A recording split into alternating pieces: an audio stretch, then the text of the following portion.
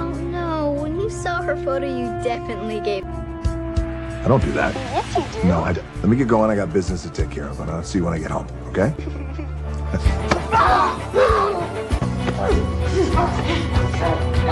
It's all day long. Go for breakfast or lunch, because it's dinner. Dad, get your greasy sausage fingers off of her. This is my house, and your goddamn girlfriend ain't going anywhere. That's disgusting. Bullshit. She's too good looking to be your sister. That virus is. Listen to me, Bennett. She's gonna die if I don't get Virus. It's embedded in capsules.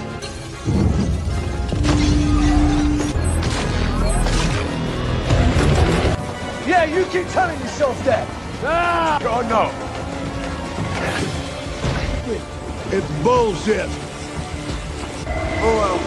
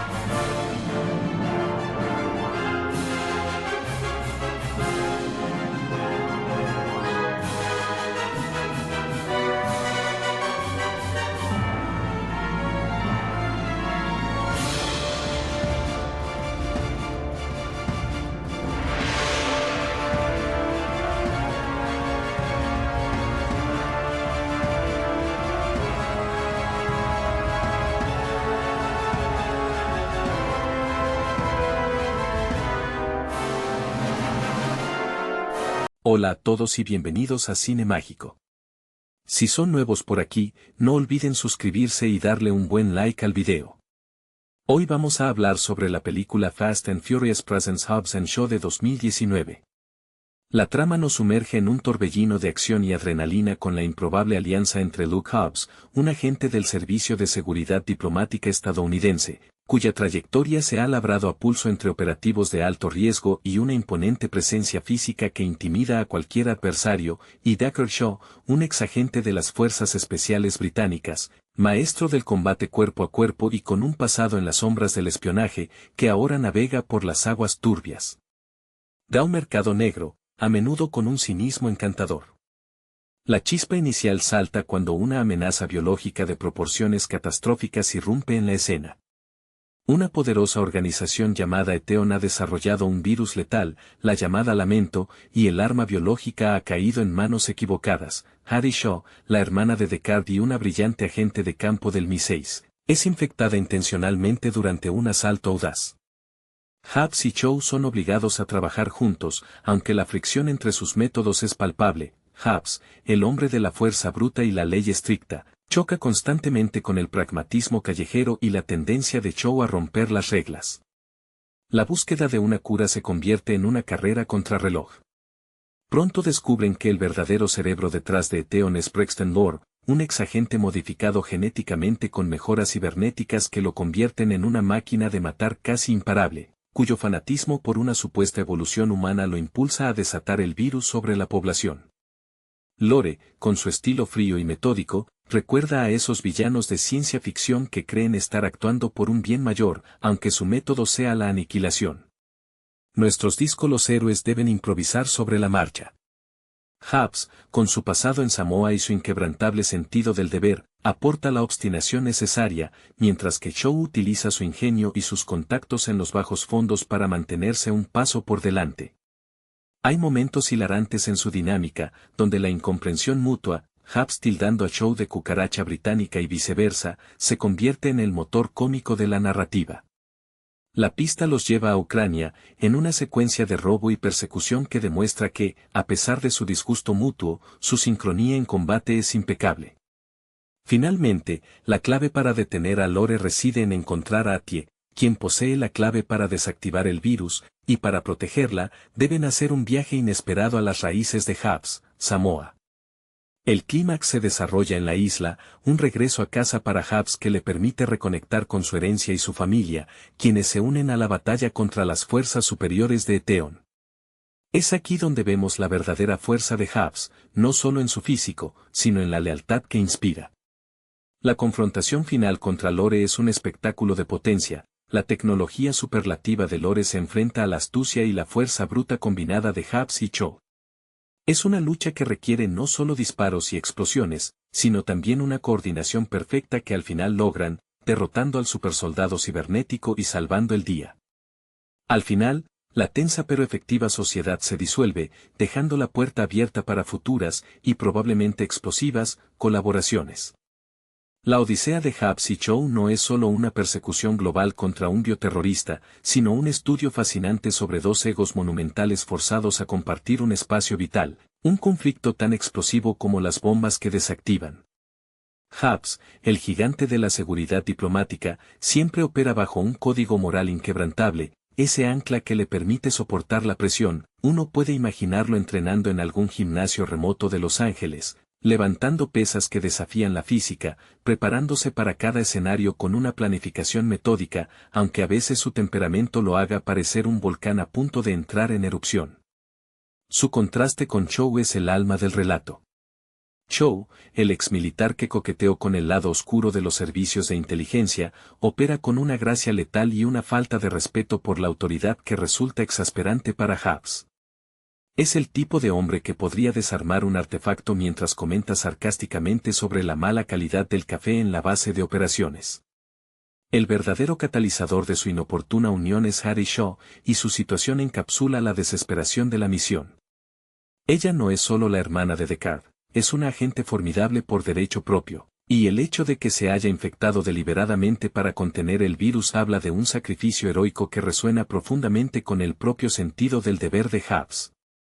Cuando la buscan, la sensación de urgencia es palpable, especialmente porque Braxton Lore no es un villano común. Lore es la encarnación de la arrogancia tecnológica, sus mejoras cibernéticas le dan una ventaja injusta, un eco oscuro de la ciencia ficción que se burla de la humanidad. Su monólogo sobre la necesidad de una limpieza biológica, mientras realiza acrobacias imposibles y ejecuta movimientos de artes marciales que parecen desafiar la gravedad, subraya su peligrosidad. Es un fanático con esteroides digitales. El viaje a través de Europa, pasando por secuencias de persecución donde los vehículos modificados parecen más naves espaciales que coches, sirve para pulir esa extraña química entre los dos hombres. Hubs desprecia la teatralidad de Cho, su propensión a lucirse con un coche de lujo mientras él preferiría un vehículo blindado y funcional. Cho, por su parte, ve a Hubs como un músculo simple, aunque reconoce, a regañadientes, que esa fuerza bruta es a menudo el único recurso contra amenazas que superan la capacidad de un agente común. Las pullas constantes son su lenguaje de afecto retorcido, cada insulto es una confirmación de que, a pesar de sus diferencias filosóficas, ambos entienden el lenguaje de la supervivencia. La resolución en Samoa es particularmente significativa porque fuerza a Hubs a bajar la guardia. Regresar a su clan, a ese entorno donde la lealtad se mide en acciones y no en títulos diplomáticos, permite ver al hombre detrás de la gente. La bienvenida no es fácil, hay desconfianza inicial hacia Cho, el espía, pero la amenaza que traen es tan grande que la familia Hubs se une a la refriega, aportando su propio estilo de combate, más terrenal y basado en la comunidad, contrastando con la alta tecnología de Eteon. La batalla final no es solo una cuestión de quién dispara mejor, sino de si la colaboración forzada puede superar la perfección fría de Lore. Cuando finalmente logran desmantelar la amenaza, no es solo por sus habilidades individuales, sino porque, por un instante fugaz, Hubs y Chow actúan como una sola unidad, una sinergia destructiva y eficaz. Se separan, como era de esperar, con promesas veladas de no querer volver a verse, pero la audiencia sabe que, en el mundo de las amenazas globales, ese nunca más es solo una formalidad antes de la siguiente explosión necesaria. La tensión que irradia entre Hubs y Chow es casi tan combustible como el nitrometano que se vierte en sus vehículos. Luke Hubs, un hombre que parece esculpido en granito, lleva el peso de su pasado como una armadura. Sus intervenciones siempre están teñidas de esa seriedad que solo adquiere alguien que ha visto el abismo de cerca en operativos internacionales.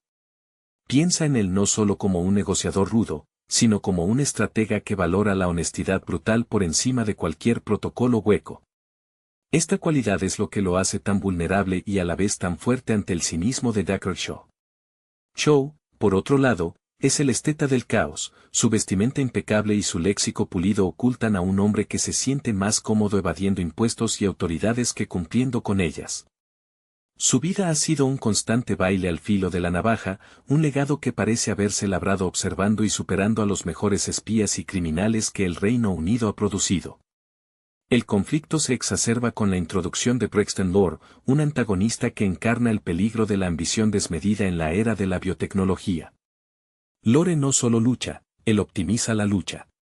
Sus movimientos son demasiado rápidos, sus reflejos inhumanos, producto de intervenciones que lo han separado de la simple humanidad. Es fascinante observar cómo Hubs, acostumbrado a vencer a hombres con pura voluntad y músculo, se enfrenta a un oponente que parece desafiar las leyes de la física. La frustración de Hubs al no poder simplemente derribar a Lore con un solo puñetazo es un motor narrativo excelente. Chow, siendo más versátil, intenta analizar las debilidades cibernéticas de Lore, buscando el fallo en el sistema, mientras comenta con esa ironía británica sobre lo tedioso que resulta pelear contra alguien que necesita parches de software. La inclusión de Harrison no es un simple recurso argumental, es el punto de inflexión emocional. Ella representa la integridad que ambos, a su manera, buscan proteger, aunque lo hagan por caminos distintos. El momento en que Deckard debe confrontar la posibilidad de que su hermana, una agente de élite, pueda perecer, introduce una capa de vulnerabilidad en su fachada impenetrable. Es un recordatorio de que, bajo las explosiones y las acrobacias, hay lazos familiares que ni siquiera el espionaje puede romper. El desenlace en Samoa es catártico. Es un regreso a la Tierra, un contraste deliberado con la esterilidad de la tecnología de Eteon. La familia de Hubs, con su fe inquebrantable en el linaje y la tradición, se convierte en el contrapeso perfecto a la ideología fría de Lore. Ver a Hubs, el agente federal, interactuar con sus tíos y primos, todos listos para defender su hogar con lo que tengan a mano, desde herramientas agrícolas hasta vehículos modificados localmente, humaniza al personaje de una manera que ninguna escena de tiroteo podría lograr. La batalla final se convierte en un choque de filosofías, la evolución artificial contra la fuerza orgánica y comunitaria. Al final, aunque Hubs y Chow se despidan con la promesa implícita de que sus caminos están destinados a cruzarse de nuevo en el próximo desastre global, queda una sutil sensación de respeto mutuo. Han aprendido que, a veces, para salvar el mundo, el músculo debe aliarse con la astucia, incluso si eso implica soportar el sarcasmo del otro durante una cena de barbacoa. Tras la victoria sobre Lore y el aparente reseteo del virus, la dinámica entre el agente Hubs y el exmercenario Chow se mantiene en un estado de tregua tensa, pero es precisamente esta pausa la que sirve de telón de fondo para la siguiente amenaza, una que amenaza con explotar las grietas que aún existen entre ellos y en el panorama de la seguridad mundial. La calma nunca dura mucho para hombres que viven al filo de la navaja, y pronto se revela que Eteon era solo una pieza, una filial quizás, de un poder mucho mayor y más enraizado. El hilo conductor se reanuda cuando sucesos extraños en varias capitales europeas apuntan a una sofisticación en los ataques que supera incluso las capacidades cibernéticas de Lore. Se trata de sabotajes a infraestructuras críticas, orquestados con una precisión quirúrgica que sugiere un nivel de planificación estratégica digno de las mentes más brillantes y despiadadas del espionaje global. Hubs, que estaba intentando disfrutar de un merecido descanso, quizás practicando surf o dirigiendo una escuela de entrenamiento para agentes novatos donde impone una disciplina espartana, es sacado de su relativa paz por una llamada urgente. Chow, por su parte, se encuentra, predeciblemente, en un casino clandestino en Montecarlo, intentando obtener una ventaja financiera o, más probablemente, evadir a alguien a quien le debe un favor considerable. La nueva Némesis se presenta de una forma mucho más sutil y menos dependiente de mejoras físicas obvias. Esta vez, el enemigo opera desde las sombras del poder establecido, utilizando la tecnología no para crear supersoldados, sino para desestabilizar economías y gobiernos, un juego mucho más peligroso porque es invisible al ojo inexperto. Es un oponente que se burla de la fuerza bruta, obligando a Hubs a depender aún más de la inteligencia y los contactos de Chow, para gran disgusto de ambos. Chow, con su conocimiento íntimo de los bajos fondos internacionales y su habilidad para infiltrarse en sistemas de seguridad supuestamente infranqueables, se convierte en el recurso indispensable. Su carrera como agente del MI6, aunque turbulenta, le dejó una red de contactos que ahora son vitales. Él se mueve entre financieros corruptos y traficantes de información con la familiaridad de quien regresa a casa, mientras Hubs intenta mantener un pie en la legalidad, haciendo malabares con los protocolos del Departamento de Estado y la necesidad de cruzar líneas rojas. La emoción reside en ver cómo el pragmatismo callejero de Chow comienza a parecer, poco a poco, más efectivo que la rigidez moral de Hubs en este nuevo tipo de guerra asimétrica. Se ven forzados a un nuevo baile, donde el sarcasmo se mezcla con la planificación de ingeniería inversa de sistemas de defensa de última generación, un recordatorio constante de que, aunque han salvado al mundo una vez, el verdadero desafío para ellos es salvarlo sin matarse entre sí en el proceso. La inmersión en este nuevo nivel de conspiración global fuerza a nuestros protagonistas a operar en un terreno pantanoso donde la lealtad es tan escurridiza como el dinero robado. Hubs, el hombre que valora la verdad palpable y el impacto físico directo, se siente incómodo en las salas de juntas oscuras y los intercambios digitales encriptados donde se mueve Chow. Uno puede imaginar a Hubs en una oficina gubernamental, visiblemente frustrado, golpeando con el puño la mesa mientras escucha informes sobre caídas bursátiles manipuladas, deseando poder ir directamente a la fuente y arreglar el problema con un buen derribo. Su rostro refleja esa mezcla de impotencia ante lo invisible y la determinación férrea de proteger a Tie, quien sigue siendo un punto de vulnerabilidad y un enlace crucial con el mundo de la inteligencia de alto nivel. Descartes Chow, por otro lado, florece en este ambiente nebuloso. Su pasado como espía y su incursión en el mundo del crimen le han dado un sexto sentido para detectar la traición y la falsedad. Su vestuario se vuelve aún más refinado, casi como una armadura de seda, mientras rastrea a los titiriteros financieros. Su inspiración en este juego parece ser la supervivencia elegante, no es solo sobre ganar, sino sobre hacerlo con estilo y asegurando que siempre haya una ruta de escape bien financiada. Él disfruta desmantelando las trampas de sus nuevos adversarios, a menudo dejando notas irónicas incrustadas en los códigos fuente que fuerzan a los villanos a reconocer su derrota con una mueca. La colaboración se vuelve más simbiótica, aunque cargada de resentimiento. En una secuencia particularmente tensa, necesitan acceder a un servidor central ubicado bajo un edificio de seguridad máxima en Ginebra.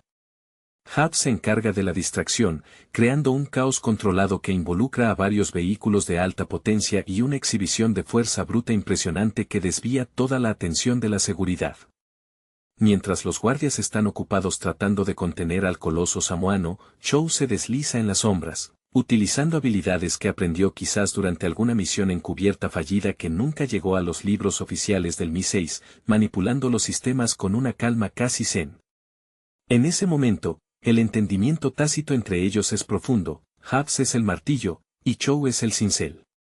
La emoción se intensifica cuando descubren que el líder de esta nueva célula no es solo un magnate financiero, sino un antiguo colega de Chow, alguien de su pasado en el espionaje que considera la desestabilización global como el camino hacia un nuevo orden mundial, un orden que Chow, a pesar de su pasado rebelde, no tolera.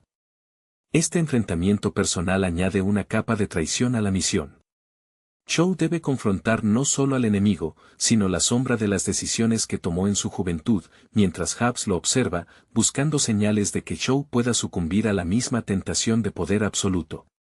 La tensión no es solo por el destino del mundo, sino por la confirmación de si Deckard Shaw es finalmente digno de confianza. El clímax, previsiblemente, exige una confrontación simultánea en múltiples frentes, obligando a Hubs a utilizar su intelecto para anticipar movimientos estratégicos, y a Chow a bajar su guardia para confiar plenamente en el respaldo físico de su compañero. La confrontación final contra este antiguo camarada de Chow, un hombre que utiliza el poder económico como arma definitiva, se desarrolla en un entorno que mezcla la opulencia de las élites globales con la brutalidad necesaria para desmantelarlas. Imaginen una subasta secreta de tecnología militar avanzada, un lugar donde las fortunas se mueven con un simple gesto de la mano, pero donde la violencia es la única moneda real. Hubs, adaptándose a la necesidad de ser más discreto, un ejercicio que claramente le causa profundo malestar físico y espiritual, intenta infiltrarse disfrazado, probablemente luciendo un traje que le queda ridículamente apretado, mientras que Chow utiliza su encanto y su conocimiento del argot financiero para acercarse al núcleo del poder. Lo que se pone de manifiesto en esta fase es la evolución de su relación, ya no se trata solo de tolerarse, han desarrollado una dependencia mutua nacida del peligro extremo. Cuando el plan de Chow de infiltración social falla por una traición esperada, es Hubs quien irrumpe, no con un coche, sino quizás con un helicóptero robado o un vehículo blindado que irrumpe a través de la pared de cristal de la sala de juntas, gritando algo sobre respetar las normas de etiqueta. Es un momento de liberación catártica para Hubs, volviendo a lo que mejor sabe hacer, el caos controlado. La lucha contra el antiguo colega de Chow es más cerebral que la de Briston, exigiendo que los dos trabajen en tándem con precisión quirúrgica. Chow debe deshabilitar los sistemas de seguridad digital que su antiguo socio ha configurado, probablemente sistemas que él mismo ayudó a diseñar en sus días en las sombras, mientras Hubs se enfrenta a los secuaces de élite, hombres entrenados en contrainteligencia, que son más listos que los sicarios comunes. En un punto crucial, Chow queda atrapado intentando forzar un código maestro, y es Hubs quien tiene que distraer al jefe, recibiendo una paliza significativa, pero aguantando solo para darle a Chow esos pocos segundos cruciales. Hay un intercambio de miradas cargado de significado, Hubs le da a Chow la oportunidad de redimirse, y Chow responde con una ejecución impecable de su tarea. Al desmantelar la red y exponer a los responsables ante las autoridades, aunque sea a través de un proceso turbio que Hubs probablemente tendrá que justificar durante meses ante sus superiores, se restablece un tenue equilibrio.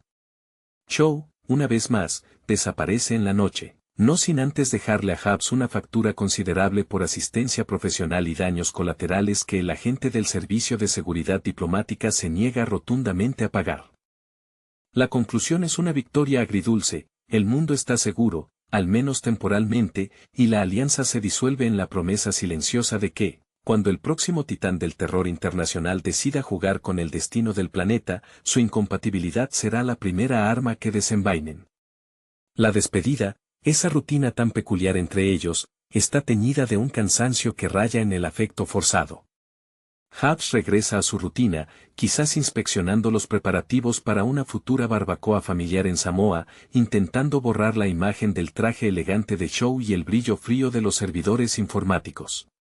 Se le nota la tensión muscular, no solo por las contusiones recibidas, sino por la necesidad constante de modular su furia para adaptarse al juego de espías. Su mente, acostumbrada a los mapas tácticos y las amenazas físicas, aún procesa la jerga financiera y los conceptos de guerra económica como una lengua extranjera. Chow, mientras tanto, se encuentra en algún enclave lujoso y anónimo, contando las ganancias obtenidas a través de medios éticamente dudosos, aunque en esta ocasión, el dinero se siente distinto. Sabe que su habilidad para navegar por el submundo fue esencial, pero la sensación de haber tenido que confiar ciegamente en el juicio impulsivo de Hubs, sin la posibilidad de escapar o negociar una salida limpia, le resulta alienante. Él admira, a su manera retorcida, la simpleza efectiva de Hubs. Si algo está roto, Hubs lo arregla a base de fuerza bruta, una filosofía refrescante después de lidiar con la manipulación a escala global. El fantasma del antiguo compañero que lo traicionó lo persigue, confirmando que su propio pasado oscuro es un campo minado constante. Atie Chow, liberada de la infección y de la persecución inmediata, se convierte en el pegamento silencioso entre los dos. Ella comprende las motivaciones de ambos, la rigidez del agente federal y la anarquía controlada del exmilitar. Su presencia sirve como un recordatorio constante de que, a pesar de todo el espectáculo, hay algo más grande que sus egos en juego, la protección de aquellos que no tienen la capacidad de enfrentarse a estos gigantes. Ella es, sin duda, la inteligencia táctica que puede mediar en sus futuros enfrentamientos. El legado de esta aventura no es solo la paz temporal, sino la consolidación de un método operativo. La fuerza bruta y el cerebro callejero son inseparables contra las amenazas de alto calibre. No se hacen amigos, más bien, llegan a un entendimiento de que son las dos mitades necesarias de un arma especializada. Se encuentran en un punto intermedio incómodo. Hubs acepta que a veces se necesita un poco de engaño para ganar, y Chow tolera que, al final del día, la solución más efectiva suele implicar que Hubs rompa algo importante. La expectación se centra en el siguiente desastre, sabiendo que su reencuentro no será una elección, sino una inevitabilidad cómica y destructiva.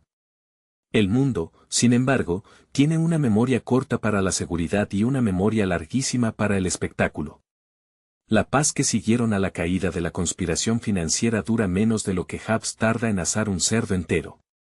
La siguiente llamada no llega a través de canales oficiales ni de mensajes encriptados, sino mediante un evento que es demasiado flagrante, demasiado ruidoso, para ser otra cosa que una provocación directa. Un artefacto de tecnología avanzada, de un diseño que ninguno de los dos había visto antes, aparece en medio de una concurrida plaza en Tokio. No es una bomba en el sentido tradicional, es un dispositivo que parece absorber la energía del entorno, causando apagones localizados y distorsiones temporales menores, creando un caos controlado y perfectamente coreografiado. Este ataque no busca víctimas inmediatas ni dinero, busca atención y desestabilización cultural y tecnológica a escala global. Hubs, que estaba a punto de participar en un concurso de levantamiento de troncos en su isla natal, recibe la noticia con un gruñido de pura frustración. Su instinto le dice que esto requiere un asalto frontal, un plan de 3 pasos con un margen de error del 0%. Chow, quien probablemente estaba asistiendo a una carrera ilegal de supercoches modificados en algún lugar del desierto de Atacama, recibe la misma información, pero su mente inmediatamente salta a la firma del atacante. La tecnología es demasiado limpia, demasiado avanzada para ser la obra de un terrorista común. Huele a proyectos gubernamentales secretos o a corporaciones deshonestas que han llevado la ingeniería al límite ético. La clave de este nuevo conflicto reside en la naturaleza del artefacto. No pueden simplemente dispararle o desactivarlo con una ganzúa. Requiere un conocimiento profundo de la física teórica aplicada y la ingeniería de sistemas complejos, un área donde Hubs es tan competente como un pez nadando en el aire. Esto le obliga a buscar a Chow de nuevo, no por cortesía, sino por desesperación profesional. El reencuentro ocurre, como no podía ser de otra manera, en un lugar de extrema conveniencia y peligro mutuo. Quizás un hangar de carga abandonado en algún puerto europeo, bajo la vigilancia de múltiples agencias de inteligencia que no saben a quién creer. Hubs llega con su habitual séquito de fuerza, mientras Chow aparece con su habitual séquito de misterio, quizás acompañado por un personaje nuevo y excéntrico que le debe un favor, un ingeniero brillante pero socialmente inepto. La emoción del momento se centra en la necesidad de empatía forzada. Hubs tiene que escuchar las complejas explicaciones de Chow sobre resonancias de campo y patrones de energía, obligándose a ver el mundo a través de la lente abstracta del espía. Chow, por su parte, debe aceptar la visión directa de Hubs sobre cómo penetrar la barrera física que protege el dispositivo. Es un tira y afloja constante entre la teoría y la praxis, entre el intelecto y el músculo, prometiendo una secuencia de acción donde la precisión científica debe ser asistida por la fuerza imparable. La necesidad de entender la física detrás del dispositivo japonés obliga a Hubs a confrontar sus limitaciones académicas, un hecho que siempre le resulta molesto. Él, que puede doblegar el acero con sus manos, se siente inútil ante un problema que requiere ecuaciones y diagramas. Su paciencia se deshilacha rápidamente durante las explicaciones técnicas de Chow, quien, con la condescendencia de un profesor ante un alumno rezagado, detalla las implicaciones de la distorsión energética. Hobbs responde con un lenguaje corporal que grita impaciencia, brazos cruzados, mandíbula apretada, quizás pateando alguna caja cercana solo para liberar la energía reprimida. Chow, por contraste, se deleita en la complejidad. La amenaza tecnológica es un desafío intelectual para él, una oportunidad para demostrar que su experiencia va más allá de las peleas callejeras o el contrabando de información. Observándolo, uno percibe la influencia de sus años de entrenamiento élite, donde el análisis de sistemas y la comprensión de la vulnerabilidad tecnológica eran tan importantes como el manejo de armas. Su enfoque es metódico, pero adornado con ese toque de arrogancia británica, sugiere soluciones complejas, solo para que Hobbs le recuerde que tienen 3 horas antes de que la distorsión energética se vuelva irreversible y colapse la red eléctrica de Media Asia. El ingeniero excéntrico que acompaña a Chow, un genio de la criptografía llamado a menudo simplemente, el Chip, añade una capa de comedia nerviosa. Este personaje es el nexo entre la mente de Chow y la ejecución de Hobbs. Él traduce los conceptos más abstractos de Chow a un lenguaje que Hobbs puede entender, generalmente simplificando todo a, si le das un golpe aquí, Hobbs, la máquina explota de forma controlada, si fallas, volamos todos. La misión nos lleva a infiltrarse en un centro de investigación de alta tecnología, probablemente oculto bajo una fachada inocente, como una corporación de desarrollo de videojuegos de vanguardia. Aquí, la diferencia entre los estilos de trabajo es crucial. Chow se encarga de la seguridad perimetral, navegando por firewalls y sistemas de reconocimiento biométrico con una facilidad alarmante, recordando sus días más oscuros en el espionaje donde las llaves y los códigos eran solo sugerencias. Mientras tanto, Hobbs tiene que lidiar con la seguridad física, guardias fuertemente armados que son más parecidos a robots de combate que a personal de seguridad. El clímax en Tokio es una sinfonía de caos dirigido. Mientras Hobbs está inmerso en una pelea brutal contra un escuadrón de drones autónomos, una amenaza que le recuerda a la tecnología de Lore, pero aplicada a la seguridad corporativa, Chow y el Chip intentan interactuar con el dispositivo central. La presión se magnifica cuando se revela que el dispositivo está programado para autodestruirse si se detecta interferencia no autorizada, forzando a Chow a tomar una decisión en fracciones de segundo. Confiar en el código que él mismo ayudó a escribir hace años, o confiar en que Hobbs logre mantener a raya a los drones el tiempo suficiente. En un acto de fe ciega, Chow le da la orden final a Hobbs sobre dónde enfocar su última ráfaga de fuerza, no para destruir el dispositivo, sino para crear un pulso electromagnético focalizado que anule la frecuencia del artefacto. El resultado es una desactivación espectacular, un silencio abrupto seguido por el estruendo de los drones caídos y la aparición, una vez más, de Hobbs, cubierto de aceite y cables, mirando a Chow con una expresión que dice, no vuelvas a explicarme la resonancia de campo. El entendimiento ha crecido, no en amistad, sino en el conocimiento mutuo de que, en el ajedrez global, ellos son las únicas piezas que realmente pueden sacrificar sin temor a ser reemplazadas. Tras el susto tecnológico de Tokio y la retirada temporal de la amenaza de energía dirigida, la narrativa se desplaza hacia un terreno más personal, tocando las fibras sensibles de las familias de nuestros protagonistas. Esta nueva fase de su colaboración forzada no surge de una amenaza global inmediata, sino de un acto de represalia dirigido específicamente contra aquellos a quienes aprecian, un movimiento calculado para forzar a Hobbs y Chow a actuar por motivos que trascienden el deber. El punto de inflexión llega cuando Descartes descubre que su hermana Attie, quien había regresado a una vida más discreta, ha sido secuestrada. El secuestrador no es otro que un antiguo mentor de Chow, un maestro del espionaje que ahora opera como un señor del crimen internacional con una red de influencia que se extiende por todo el Mediterráneo. Este mentor cree que Chow le debe lealtad y dinero, y utiliza a Attie como moneda de cambio para obligar a Descartes a realizar un último trabajo de alto riesgo. El robo de un paquete de datos altamente sensible que podría desestabilizar el equilibrio de poder entre las agencias de inteligencia occidentales. La reacción de Hobbs ante el secuestro de Attie es visceral. Para él, el ataque a la familia es la línea roja definitiva, más allá de cualquier protocolo o disputa personal. Su profesionalismo se transforma en una ira palpable y protectora, una que Chow reconoce de inmediato como genuina. Es en este momento de vulnerabilidad compartida, ambos tienen lazos familiares que proteger, donde su desconfianza disminuye ligeramente, reemplazada por una urgencia feroz y compartida. El plan exige una inmersión en el mundo de la alta sociedad y la infiltración en una fortaleza en Mónaco. Hubs tiene que recurrir a su experiencia en infiltración a gran escala, pero esta vez debe hacerlo con una sutileza que le resulta antinatural. Chow, por su parte, debe confrontar a su antiguo mentor, lo que implica revivir viejas cicatrices y enfrentar las razones por las que abandonó ese mundo. Este enfrentamiento es psicológicamente agotador para Chow, se mueve entre la necesidad de ser un agente eficaz y el deseo de hacer pagar a su mentor por la traición y el uso de su hermana como carnada. La secuencia de robo en Mónaco es una obra maestra de engaño y distracción. Mientras Chow se enfrenta en un duelo verbal y estratégico con su antiguo mentor, intentando ganar tiempo con promesas falsas y negociaciones astutas, recordando su pasado como un negociador brillante, Hubs orquesta el asalto físico.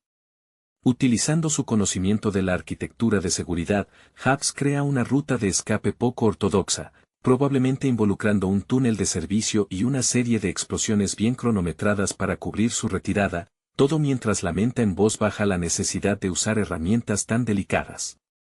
El momento de la liberación de Atie está cargado de tensión. Chow, al ver a su hermana en peligro, rompe su fría compostura, revelando una lealtad feroz que a menudo oculta bajo capas de sarcasmo. La confrontación final con el mentor es una pelea brutal, donde la técnica refinada de Chow se encuentra con la fuerza implacable de Hubs, quien llega justo a tiempo para levantar y lanzar al mentor a través de una pared de vidrio cuando éste intenta un movimiento final. No es solo una victoria física, es la confirmación de que Chow ha elegido su bando. Al final, con Atie a salvo y el paquete de datos asegurado, y probablemente destruido para evitar futuras represalias, la sensación que queda es de una extraña camaradería. Hubs no se burla tanto de Chow, en cambio, le ofrece una mirada de entendimiento tácito. Chow, incapaz de expresar gratitud directamente, simplemente le paga una parte de la recompensa que obtendría del mercado negro, diciendo que es por los gastos de su barba.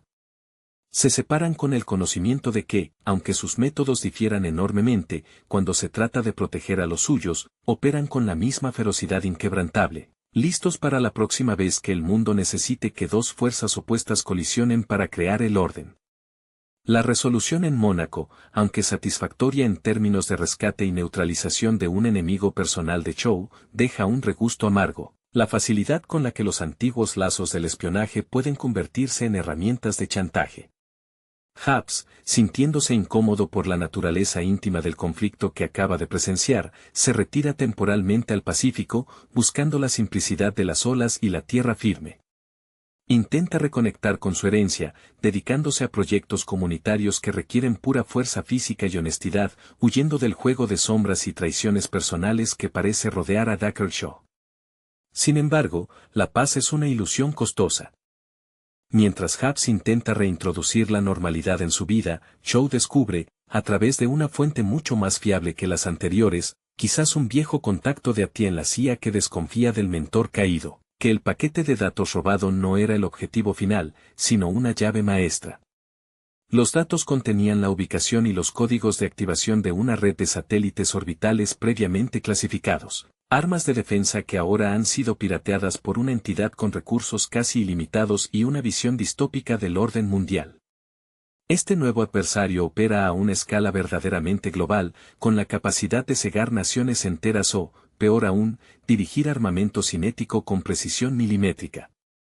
El llamado de auxilio llega a Hubs de la manera más irritante posible, un mensaje cifrado en un canal que él creía haber eliminado de su equipo, con un solo emoji de un puño cerrado y una nota concisa de Chow que dice, «Esto no es negociable.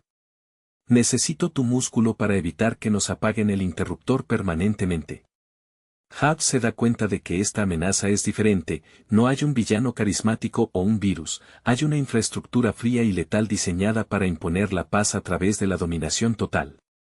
La necesidad de interceptar el control de los satélites los lleva a una carrera desesperada a través de Europa del Este, hacia una base de lanzamiento oculta en las estepas rusas, un lugar que solo Chow podría conocer gracias a sus conexiones en el mercado negro de tecnología militar.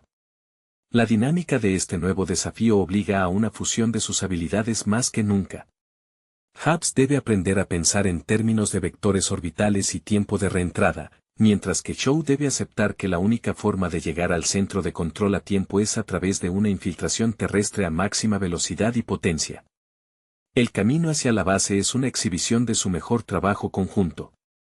Chow utiliza su red para obtener vehículos militares modificados que pueden soportar el terreno implacable, mientras Hubs se encarga de la logística de cualquier encuentro hostil, previendo trampas terrestres y defensas perimetrales con una intuición casi animal.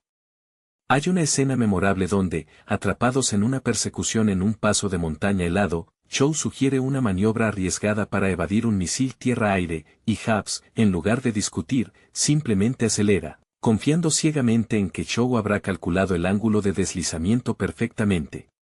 Al llegar a la base, se enfrentan no a soldados, sino a drones avanzados y sistemas automatizados de defensa, ecos oscuros del pasado cibernético de Lore, pero mucho más refinados.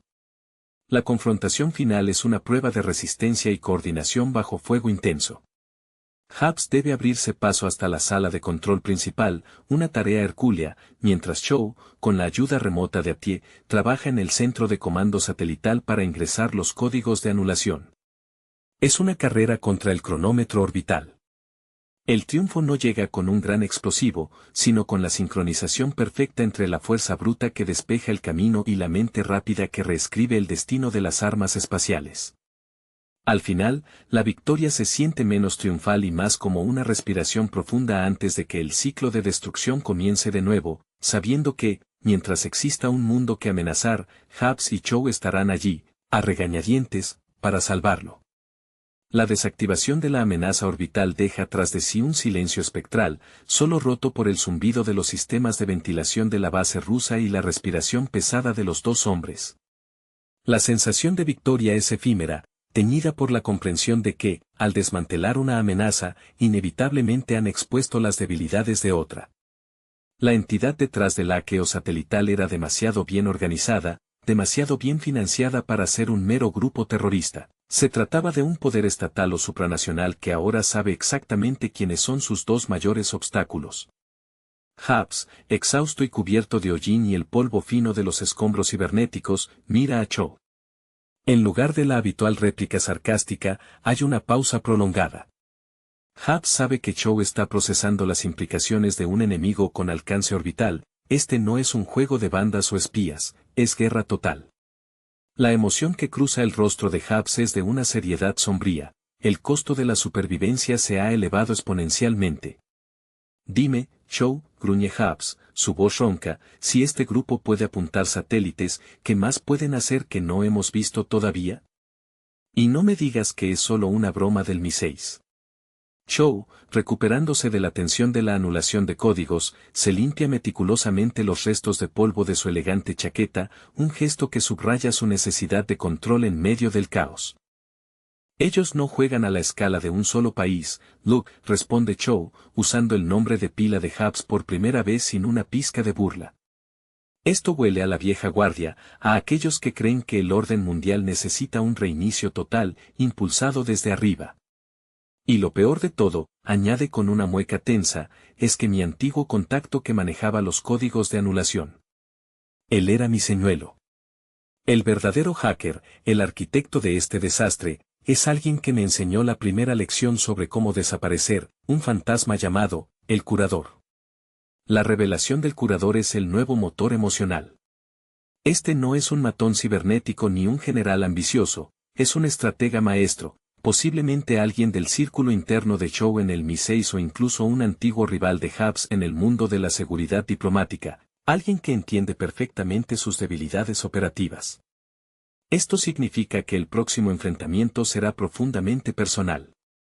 La búsqueda del curador obliga a una inmersión en el espionaje puro y duro, lejos de las persecuciones de alto octanaje.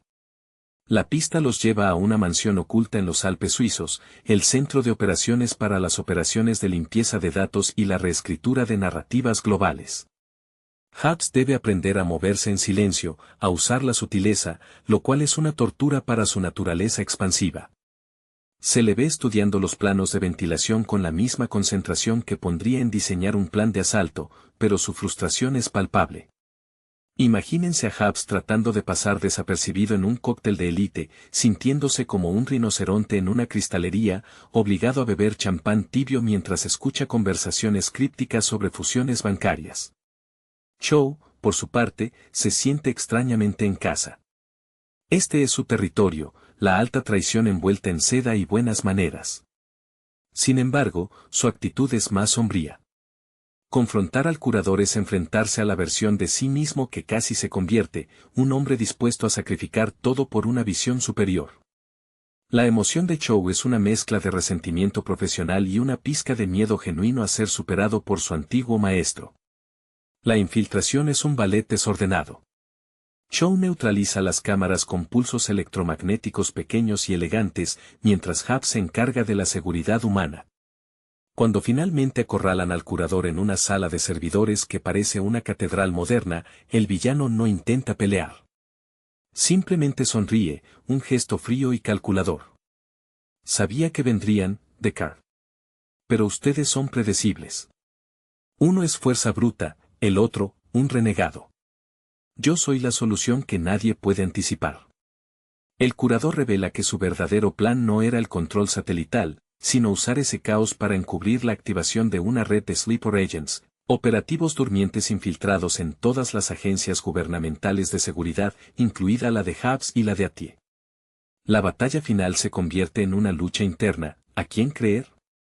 La confrontación se desata cuando el curador activa una secuencia de autodestrucción del complejo, forzando a Hubs y Cho a dividir sus prioridades. Hubs lucha contra los agentes dormidos que emergen de las sombras, mientras Cho lucha contra el tiempo para desactivar la secuencia y exponer la lista de infiltrados.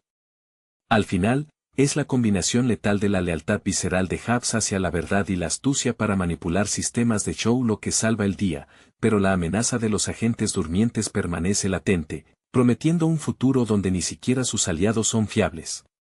La irrupción de Fast and Furious Presents Hubs and Shaw en el panorama cinematográfico de 2019 supuso una clara bifurcación dentro de la franquicia que ya había mutado de las carreras callejeras a las operaciones de espionaje global. Este spin-off se cimentó sobre el carisma y la química explosiva, casi cómica, entre sus dos protagonistas, Dwayne Johnson, Luke Hobbs, y Jason Statham, Deckard Shaw. Lejos de buscar la coherencia narrativa estricta con la saga principal, la película se lanzó de cabeza hacia el territorio de la acción desenfrenada y el buddy cop llevado al extremo del espectáculo. Hubs, el agente del Servicio de Seguridad Diplomática, representa la fuerza bruta, la moralidad pragmática y, en gran medida, el anhelo por la familia que subyace en todos los personajes masculinos de esta franquicia. Su carrera, marcada por la transición de luchador profesional de la WWE al actor de acción más taquillero de Hollywood, le confiere una presencia física ineludible, proyectada en pantalla con la misma solidez con la que derriba muros. Su contrapunto, Deckard Shaw, el exoperativo de las Fuerzas Especiales Británicas y mercenario, aporta el ingenio mordaz, la sofisticación europea y un cinismo elegante. La trayectoria de Statham, forjada en las películas de Guy Ritchie y consolidada en el cine de artes marciales y acción de bajo presupuesto, permite que su personaje ejecute secuencias coreografiadas con una precisión que contrasta con la devastación más amplia de Hubs. El conflicto central, impulsado por la amenaza biológica Eteon y su líder, Braxton Lord, Idris Elba, sirve más como un mero vehículo para enfrentar a los dos titanes. Briston, presentado como un supersoldado cibernéticamente mejorado, encarna la evolución del villano de la saga, de criminales terrestres a amenazas globales con tintes de ciencia ficción. Elba, un actor de una versatilidad notable, maneja el papel con una arrogancia controlada, aunque su personaje a menudo se siente más como un obstáculo necesario que como un antagonista desarrollado emocionalmente. Lo más destacable del filme reside en la deconstrucción humorística de la relación entre Hubs y Cho. Su mutua antipatía, nacida de enfrentamientos anteriores, es explotada hasta el ridículo, generando diálogos veloces y competitivos. La película parece entender que su mayor atractivo no son las explosiones, aunque las hay en abundancia, incluyendo persecuciones aéreas y peleas cuerpo a cuerpo en lugares exóticos, sino el intercambio constante de pullas.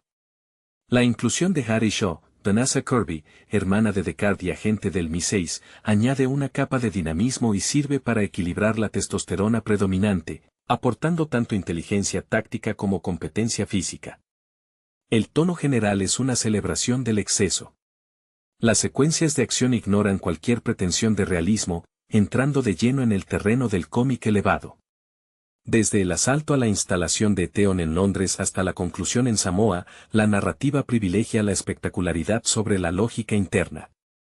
La película invita al espectador a desconectar y simplemente disfrutar del espectáculo visual ofrecido por dos de los rostros más reconocibles del género de acción contemporáneo.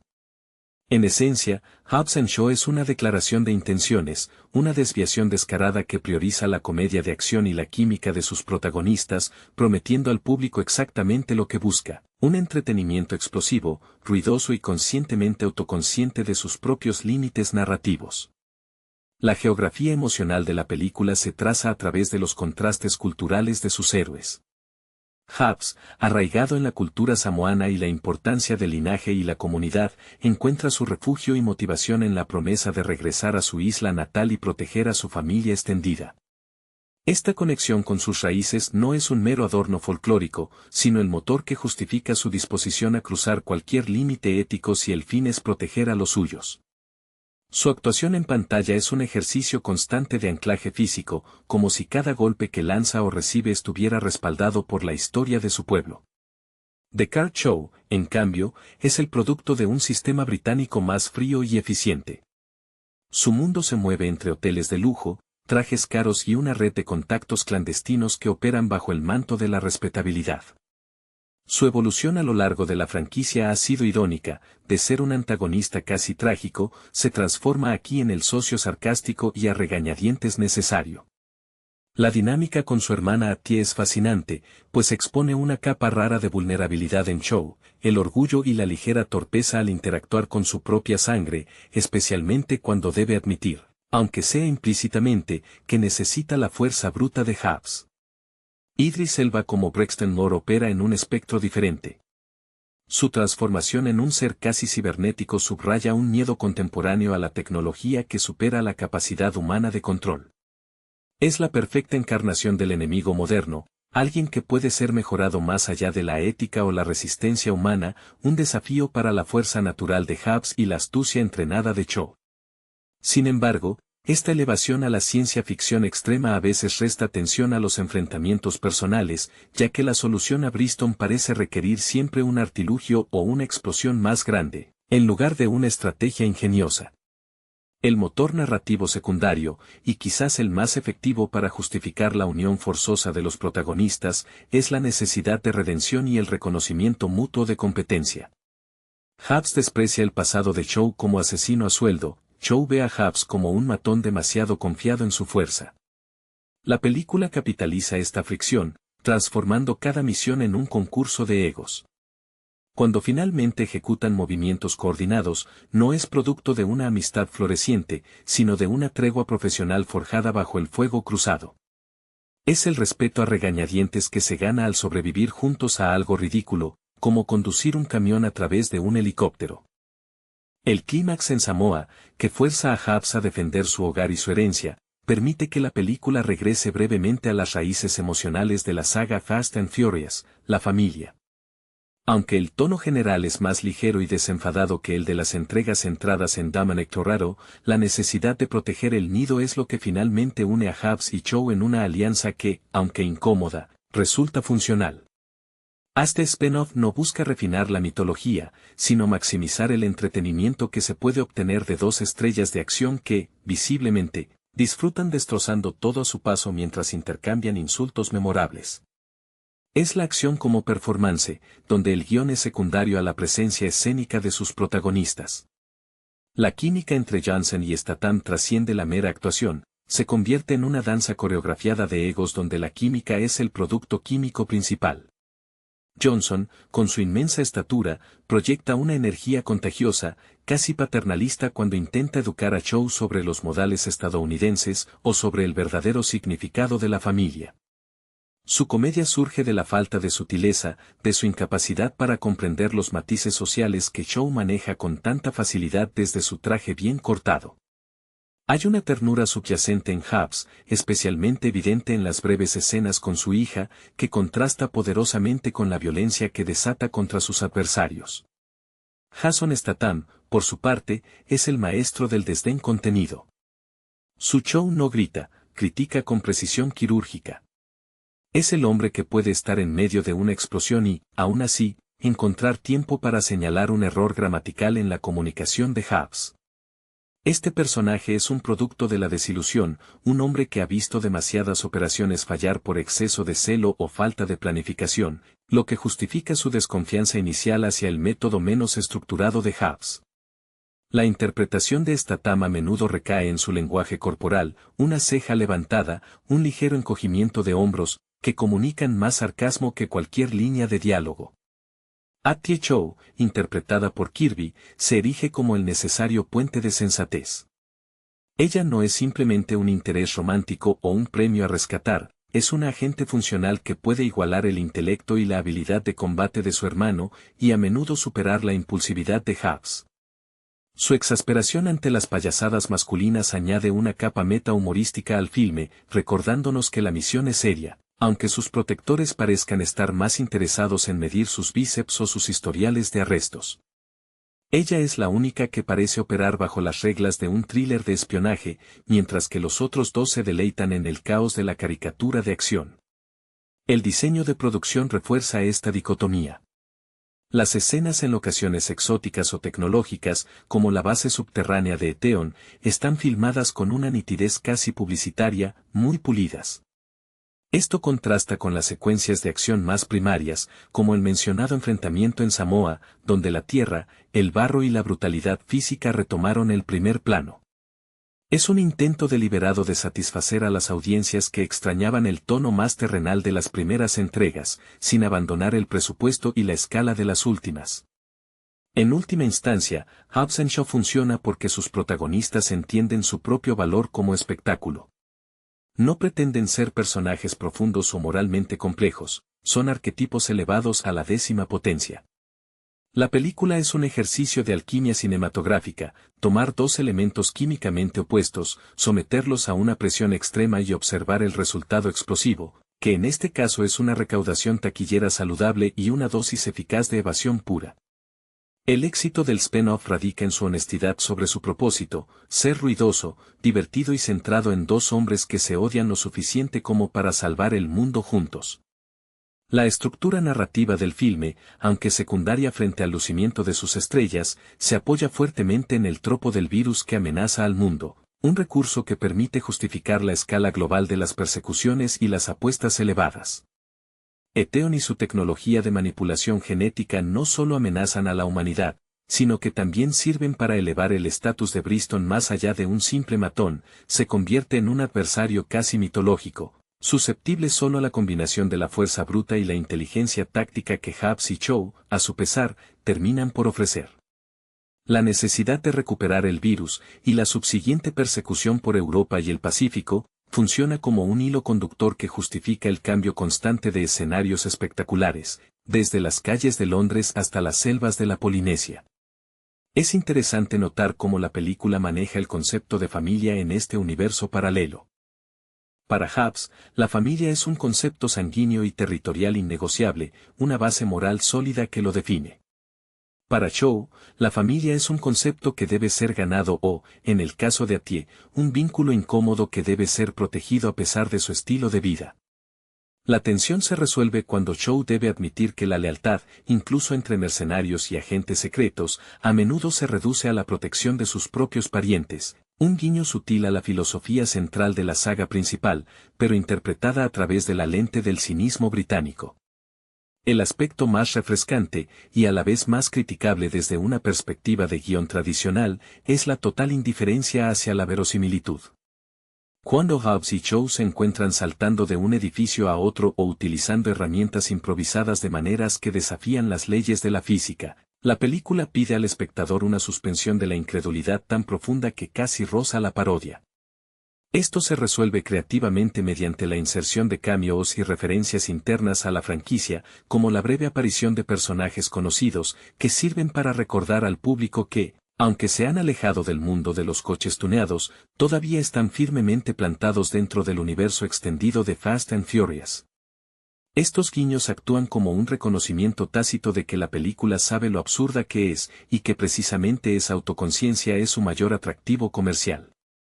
En conclusión, Hobbs & Shaw no es un intento de madurar la franquicia, sino una celebración desvergonzada de su capacidad para generar espectáculo a través de la fricción entre dos estrellas inmensamente populares. Es el triunfo del carisma sobre la trama, la victoria del diálogo chispeante sobre el desarrollo profundo del personaje. El filme demuestra que, en el cine de acción moderno, la amistad forzada, construida a base de golpes y desprecio mutuo, puede ser un motor de taquilla tan potente como cualquier explosión nuclear o cualquier misión de espionaje de alto riesgo. La banda sonora, llena de ritmos enérgicos y la edición rápida, refuerzan esta sensación de urgencia constante y diversión desenfrenada, empaquetando un producto final diseñado específicamente para el consumo rápido y gratificante.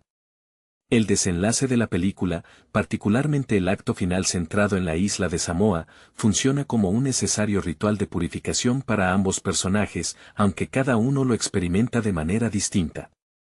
Para Hobbs, el enfrentamiento en su tierra natal es un retorno a lo fundamental. La lucha no es solo contra Bristol, sino contra la amenaza a su linaje. Las secuencias en la isla están filmadas con una luz más cálida y terrenal, alejándose del brillo frío y tecnológico de los laboratorios de Eteon.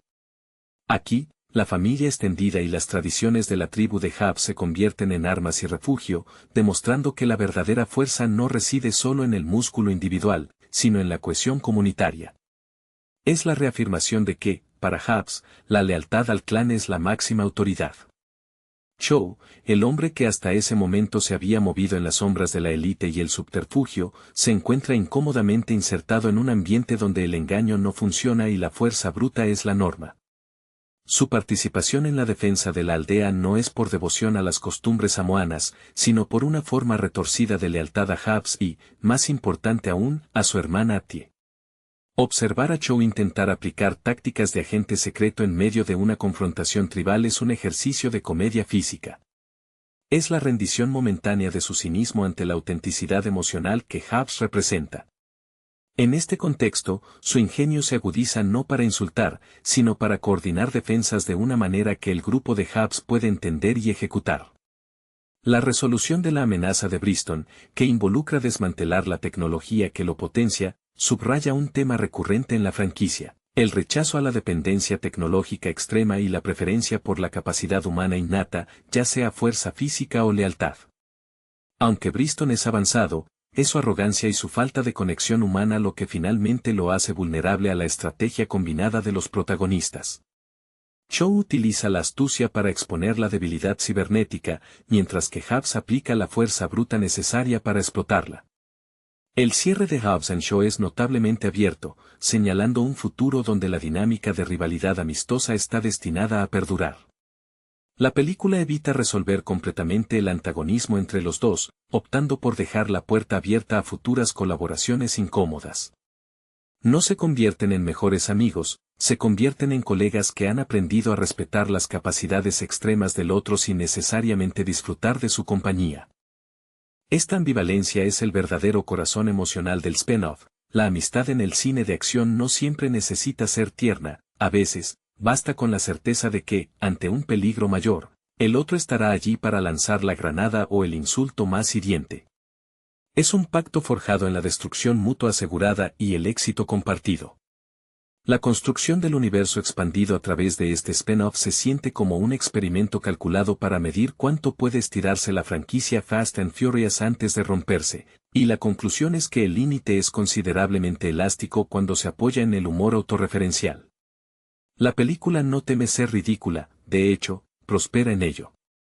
Esta permisividad tonal permite que escenas que serían imperdonables en un drama de acción serio, como la utilización de un helicóptero como arma improvisada o el uso de una bomba biológica que parece más una molestia para la comunidad global que una amenaza apocalíptica, se reciban con risas y vítores.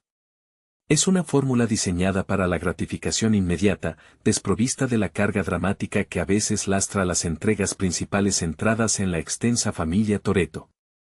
El papel de Vanessa Kirby como Harry Shaw es crucial para mantener el equilibrio tonal. Ella encarna la seriedad profesional que los dos machos alfa han olvidado. Mientras Hub se enfoca en la destrucción física y Shaw en el sabotaje elegante, Hattie es la voz de la razón operativa. Su frustración ante las distracciones constantes y las demostraciones de fuerza innecesarias por parte de sus protectores masculinos sirve como un espejo para el público. Ella representa el mundo de espionaje del que provienen, un mundo que Hubs y Shaw han abandonado en favor del caos espectacular. Su capacidad para navegar entre el pragmatismo del Miseis y la anarquía de su hermano y su colega americano es una hazaña de interpretación en sí misma, pues debe reaccionar con la suficiente credibilidad a situaciones que rozan lo absurdo. Además, es evidente la influencia de las películas de acción de los años 90 y principios de los 2000 en la estética visual y el ritmo del filme. Se siente como un homenaje a las películas de Arnold Schwarzenegger o Sylvester Stallone, pero con un presupuesto mucho mayor y un ritmo narrativo acelerado impuesto por el cine moderno. La coreografía de lucha, aunque estilizada para resaltar las fortalezas específicas de cada actor, la lucha libre de Johnson contra la técnica de golpeo de Statham, mantiene siempre un componente exagerado. No es sobre quien gana una pelea limpiamente, sino sobre cómo la pelea puede ser más entretenida para el espectador. El desarrollo de la trama secundaria, que involucra a la misteriosa organización Eteon, sugiere una amenaza más sistémica que puramente individual. Esta estructura de sociedad secreta con tecnología avanzada permite que la saga se mueva más fluidamente hacia el territorio de la ciencia ficción, distanciándose aún más de sus orígenes modestos. Si bien este enfoque amplía el alcance, también diluye ligeramente el enfoque en la química central. Sin embargo, la película siempre sabe cómo redirigir la atención de vuelta a la rivalidad de Hubs y Shaw, asegurando que el núcleo emocional, o la falta de él, reemplazada por la fricción, permanezca intacto.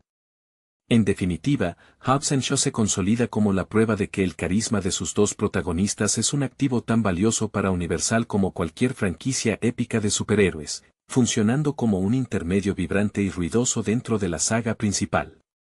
El legado de Hobbs & Shaw en la mitología Fast and Furious reside en su capacidad para funcionar como una válvula de escape cómica y desinhibida. Mientras que la saga principal a menudo se esfuerza por equilibrar el melodrama familiar con la acción imposible, este spin-off se permite abandonar casi por completo la necesidad de justificación emocional profunda. La audiencia que sintoniza con esta película espera dos cosas: Dwayne Johnson siendo inquebrantable y Jason Statham siendo peligrosamente sarcástico, y la película entrega estas promesas sin reservas. Esta honestidad respecto a su función como puro entretenimiento es lo que le otorga su singular longevidad en el mercado. La dirección y el guión se deleitan en la exageración de las habilidades físicas de los protagonistas. Hobbs no solo es fuerte, es una fuerza de la naturaleza capaz de resistir impactos diseñados para vehículos militares. Shaw no solo es un luchador hábil, es un maestro del engaño que opera con la fluidez de un fantasma, siempre con un traje impecable a pesar de haber atravesado una docena de explosiones. Esta mitificación de sus capacidades las acerca más a los cómics de superhéroes que a cualquier narrativa de espionaje realista, consolidando su estatus como íconos pop más que como personajes tridimensionales. Su pasado como agentes gubernamentales y mercenarios se convierte en una colección de anécdotas impresionantes que se utilizan más para lanzar pullas competitivas que para justificar decisiones tácticas complejas. La subtrama de la amenaza biológica, aunque necesaria para dar estructura a la persecución, se siente deliberadamente trivializada por el tono general. El virus Eteon es el MacGuffin que obliga a los héroes a trabajar juntos, pero el verdadero interés narrativo reside en las microinteracciones, la cara de disgusto de Shaw al tener que compartir un coche con Hobbs, o la forma en que Hobbs se burla de la obsesión de Shaw por la vestimenta. Estas pequeñas batallas de ego son el verdadero combustible de la película, mucho más interesantes que la eventual derrota de Bristol, cuya tecnología futurista palidece en comparación con la química entre los dos protagonistas. Finalmente, la película logra un éxito particular al mostrar el poder de la colaboración forzada. Hobbs y Shaw representan dos filosofías de vida opuestas, el apego inquebrantable a la comunidad y la autosuficiencia cínica. Su alianza es inherentemente inestable, pero su eficacia surge precisamente de esa inestabilidad. Se necesitan mutuamente para compensar sus debilidades. Hobbs carece de sutileza y Shaw carece de la fuerza bruta necesaria para ciertas tareas. Al final, la película celebra la diversidad dentro del género de acción. No todos los héroes tienen que ser moralmente rectos o tener un código de honor profundo. A veces, basta con ser increíblemente carismático y capaz de romper cosas a gran escala. La puesta en escena de la confrontación final en Samoa no es solo un clímax de acción, sino también una reafirmación de la identidad que cada personaje intenta proyectar. El uso de la comunidad nativa como fuerza de apoyo contra la tecnología avanzada de Eteon simboliza la victoria de lo orgánico y lo tradicional sobre lo artificial y lo corporativo, un tema recurrente en las narrativas de acción que buscan anclar la espectacularidad en una emoción humana fundamental. Hobbs, al dirigir a su familia y a su gente en la defensa, se convierte en el jefe de tribu, un rol que excede su título oficial de agente federal. Este momento le permite a Johnson capitalizar su imagen de protector de la comunidad, una faceta esencial de su atractivo como estrella.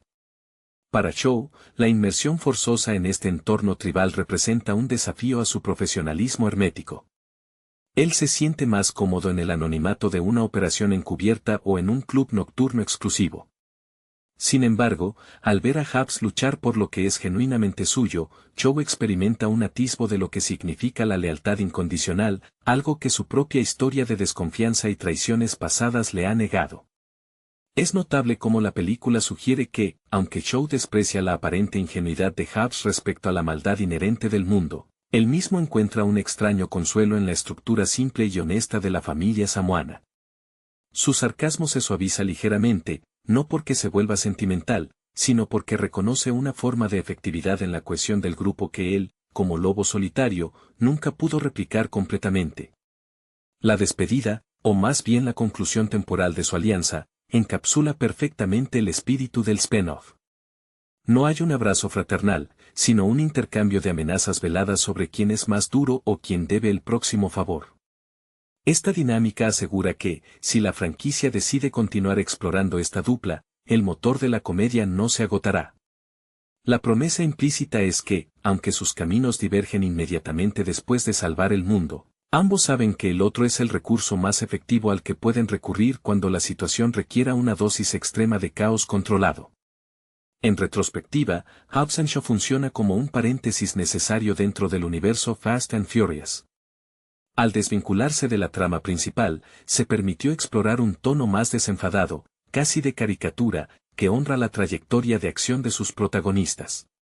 La película no aspira a la profundidad dramática, sino a la maximización del espectáculo visual y la resonancia cómica de sus dos gigantes. Es un claro ejemplo de cómo el éxito de una franquicia moderna a menudo reside en identificar los elementos más rentables, en este caso, la colisión de dos personalidades opuestas, y construir una narrativa enteramente alrededor de ese punto de fricción. El filme es, por tanto, una carta de amor al buddy movie llevado a su límite más inflado y explosivo. La película deja una marca interesante en el subgénero de acción al priorizar la personalidad sobre la trama, casi como si la narrativa fuera un mero esqueleto sobre el cual colgar las interacciones de Hobbs y Shaw.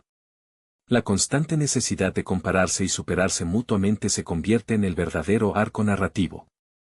Cuando Hobbs menciona su linaje y su comunidad, es una declaración de quién es y de dónde viene, una afirmación de valor no negociable. Cuando Shaw responde con referencias a operaciones de élite o a su conocimiento de la alta sociedad europea, está defendiendo su propia identidad forjada en el escepticismo y la autosuficiencia. Esta guerra de egos es tan importante como la lucha física contra los secuaces de Eteon. El diseño de sonido y la edición refuerzan esta dualidad. Las escenas de Hobbs son a menudo acompañadas por música tribal o ritmos pesados que subrayan su impacto físico y su conexión con la tierra. Las secuencias de Shaw, en cambio, utilizan música más electrónica o funk sofisticado, reflejando su mundo de tecnología y disfraces. La yuxtaposición de estos estilos musicales durante las raras ocasiones en que colaboran crea una banda sonora discordante pero perfectamente alineada con su incomodidad mutua. Además, la película realiza un trabajo sutil al humanizar a Chow a través de su hermana. Hattie obliga a Deckard a salir de su burbuja de cinismo operativo. Él puede ser un experto en manipular sistemas y personas, pero la relación con su hermana expone su torpeza emocional y su apego residual a la familia, un tema que hasta entonces se había asociado casi exclusivamente con el lado de Hobbs en la franquicia. Este pequeño quiebre en la armadura de Chow hace que su eventual colaboración con Hobbs parezca menos transaccional y más necesaria para su propia integridad emocional. Es a través de Hattie que Chow encuentra una razón más profunda que el simple profesionalismo para luchar. En esencia, Hobbs & Shaw es un experimento exitoso de alquimia de estrellas. Logra convencer al público de que el odio y la rivalidad son formas válidas y divertidas de afecto en el cine de acción moderno. Al final, la película no busca ser recordada por sus villanos o sus giros argumentales, sino por esos momentos fugaces donde la cámara se detiene un segundo para capturar la mirada de fastidio de Jason Statham o la sonrisa de suficiencia de Dwayne Johnson, sabiendo que, a pesar de todo, han logrado hacer el trabajo juntos, dejando el mundo un poco más destrozado, pero salvado. Es la acción convertida en sitcom explosiva. La fascinación perdurable de esta cinta reside en su capacidad para explotar la inversión emocional que la audiencia ya ha hecho en estos dos personajes a través de múltiples entregas. Hobbs y Chow no son creados de la nada, son productos refinados de encuentros previos, lo que permite a los guionistas saltarse tediosas introducciones y sumergirse directamente en el conflicto. La audiencia no necesita que le expliquen por qué Hobbs desconfía del pasado de Chow, lo sabe, y celebra la tensión que esa desconfianza genera en cada escena compartida. Esta economía narrativa es clave para mantener el ritmo vertiginoso.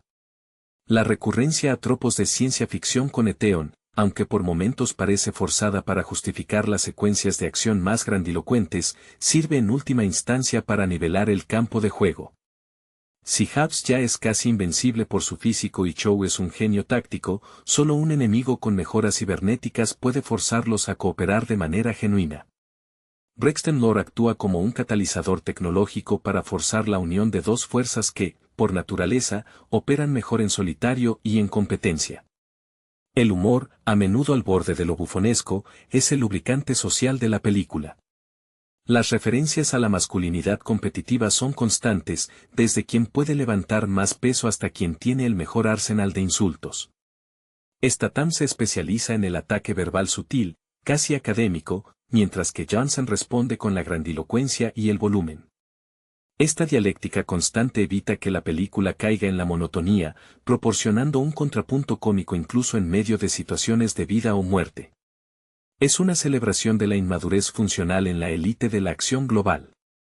El clímax en Samoa, con su vuelta a las raíces de Hobbs, también funciona como un recordatorio de que, detrás del espectáculo global, la franquicia siempre se ha centrado en la lealtad.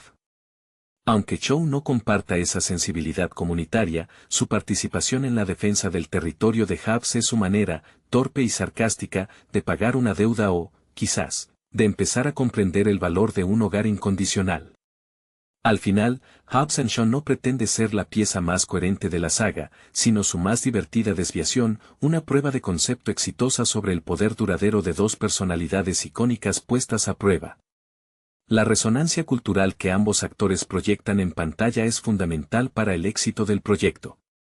Dwayne Johnson, con su trasfondo en el entretenimiento masivo de la lucha libre, trae consigo una cualidad de cercanía con el público, una promesa de espectáculo honesto y directo.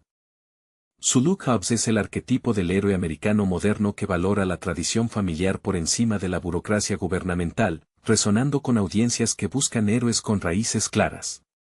Por otro lado, Jason Statham encarna la frialdad calculada, el antihéroe europeo que ha visto demasiado mundo como para creer en las buenas intenciones, un eco de las narrativas de espionaje más cínicas. La yuxtaposición de estas dos mitologías personales, la fuerza bruta comunal contra la astucia individualista, es el motor narrativo más potente de la cinta. El trabajo de dirección, a cargo de David Leitch, conocido por revitalizar el cine de acción con películas como Atomic Blonde y Deadpool 2, es evidente en el manejo del ritmo y la coreografía. Leitch entiende que la acción debe ser legible y estilizada, pero que en este caso, el espectáculo visual debe estar subordinado a la comedia generada por el roce entre los protagonistas. Las secuencias de lucha están diseñadas para maximizar el contraste. Hobbs rompe, Chow desarma, Hobbs se expone, Chow se esconde. Esta planificación meticulosa asegura que, incluso cuando el argumento se desmorona bajo el peso de la ciencia ficción barata, el espectador sigue enganchado a la promesa de ver cómo estos dos hombres intentarán, y casi siempre fracasarán, en no agredirse mutuamente durante una misión. La subtrama que involucra la tecnología de Eteon y la manipulación genética, aunque necesaria para justificar la escala épica de las batallas, a menudo se siente como una excusa conveniente. Bristol Lore, a pesar de ser un adversario formidable, carece de la profundidad que caracterizó a villanos anteriores de la saga. Su propósito es puramente funcional, ser un obstáculo al que solo se puede derrotar mediante la colaboración extrema. Esto subraya una tendencia del cine de acción contemporáneo: los villanos se vuelven más sofisticados tecnológicamente, pero a menudo menos memorables emocionalmente, obligando a que el drama se centre en la relación entre los héroes. La película acepta esta premisa y se enfoca en la amistad naciente, o al menos la tolerancia forzada, en lugar de la amenaza existencial. Finalmente, el triunfo de Hobbs & Shaw reside en su autoconciencia. Sabe que es excesiva, sabe que sus leyes de la física son meras sugerencias, y utiliza esa conciencia para conectar con un público que busca evasión pura sin pretensiones intelectuales. Es un blockbuster que celebra el artificio del cine de acción, utilizando el peso de dos estrellas globales para justificar un espectáculo que, de otro modo, parecería incoherente. La película no busca innovar en el género, sino maximizar el rendimiento de un gancho comercial que probó ser irresistible: ver a Hobbs y Chow forzados a compartir el mismo espacio, y a veces, el mismo vehículo. El éxito del spin-off también reside en la sutil pero persistente crítica a la burocracia y la rigidez institucional que cada héroe representa y, a la vez, rechaza. Hobbs, a pesar de ser un agente de la ley, aunque a menudo en las afueras de la legalidad, desprecia los protocolos del MI6 que Atia intenta mantener y que exasperan a Chow. Chow, por su parte, ve en el sistema británico una red de mediocridad y papeleo que él siempre ha eludido con su eficacia clandestina. Esta desconfianza compartida hacia cualquier autoridad estructurada es un punto de unión más fuerte que su mutuo respeto a regañadientes. Ambos son marginados glorificados, individuos cuyas habilidades solo florecen fuera de las líneas trazadas por el gobierno. La actuación de Elba como Bristol merece un análisis más profundo en términos de vulnerabilidad. A pesar de ser mejorado cibernéticamente, su personaje exhibe una intensa furia y un complejo de superioridad que es, irónicamente, profundamente humano. Su obsesión con el siguiente nivel y su desprecio por la carne y el hueso no es solo una característica del villano, sino una manifestación extrema del deseo humano de trascender las limitaciones. Él representa la tentación de la evolución cinética, un reflejo oscuro de la búsqueda de poder que a menudo impulsa a los propios protagonistas, aunque Hobbs y Chow busquen poder a través de la fuerza física y la reputación, no a través de implantes. El humor se expande más allá de la confrontación directa entre los dos protagonistas para incluir el entorno. Las reacciones de los personajes secundarios al caos generado por Hobbs y Chow son a menudo la clave de muchas bromas. Vemos a agentes y civiles que simplemente se dan por vencidos ante la escala de destrucción, aceptando que si dos hombres así están involucrados, la lógica ha abandonado el edificio. Esta normalización del absurdo dentro del universo de la película permite a la narrativa justificar saltos de lógica extremos sin perder el ritmo. Es una complicidad con el espectador: sabemos que esto es estúpido, pero no es divertido. La dinámica con Atie, aunque esencial, también plantea una crítica implícita al machismo predominante en la franquicia. Ella es la que constantemente debe negociar entre la necesidad de la misión y la necesidad de mantener a Hobbs y Chow cuerdos, o al menos funcionales. Hay un momento en que Atie debe literalmente imponer el orden, utilizando su autoridad de agente o su conocimiento táctico superior para obligar a los dos gigantes a seguir un plan. Ella es la prueba viviente de que la inteligencia y la planificación pueden superar la fuerza bruta, aunque esa lección solo sea aprendida por Hobbs y Chow en el contexto de una urgencia inmediata, olvidada tan pronto como el peligro ha pasado. El verdadero vínculo entre los tres no es la amistad, sino una exasperación compartida que, por el bien de la película, debe resolverse temporalmente en acción coordinada.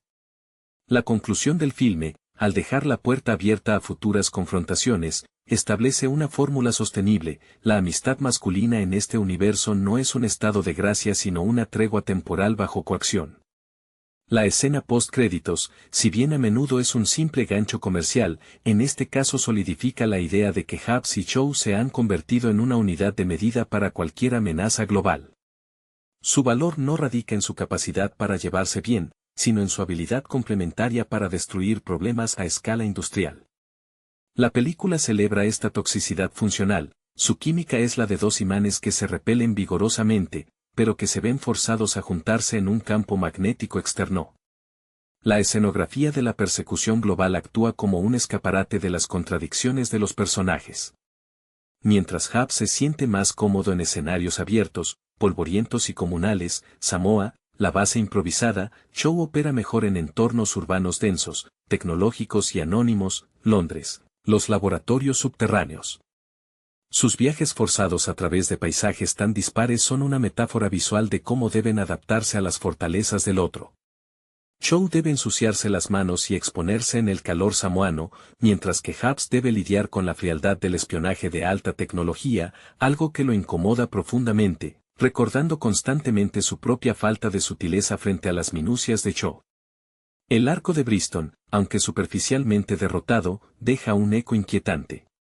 Su tecnología, al ser superior a la resistencia humana natural, plantea la pregunta no respondida: ¿cuánto más pueden los protagonistas depender de su fuerza bruta innata contra amenazas que buscan trascender el cuerpo humano? La película elude esta cuestión al centrarse en el triunfo inmediato, pero la sombra de Eteon y sus ambiciones de reingeniería genética sugiere que la próxima vez, Hobbs y Shaw podrían necesitar más que solo un buen insulto y un puñetazo bien colocado. Es una advertencia velada de que su estilo de acción clásico podría no ser suficiente para la próxima generación de villanos. En definitiva, Hobbs and Shaw se posiciona como el epítome del cine de acción moderno que prioriza el carisma y la comedia sobre la coherencia. Es un producto brillante diseñado para el consumo rápido, donde el placer deriva de observar a dos titanes colisionar repetidamente mientras, milagrosamente, logran salvar el día. La verdadera victoria de la película no es la derrota de un virus, sino la confirmación de que la fricción entre dos personalidades gigantescas es, en sí misma, un género cinematográfico viable y altamente rentable. La narrativa explota el contraste entre la fuerza bruta instintiva de Hobbs y la inteligencia fría y procesada de Shaw como una forma de metacomentario sobre el cine de acción mismo.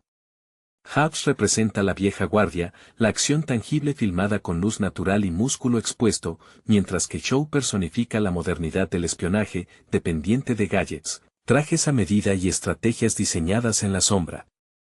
Esta dicotomía se convierte en el punto central de cada intercambio verbal.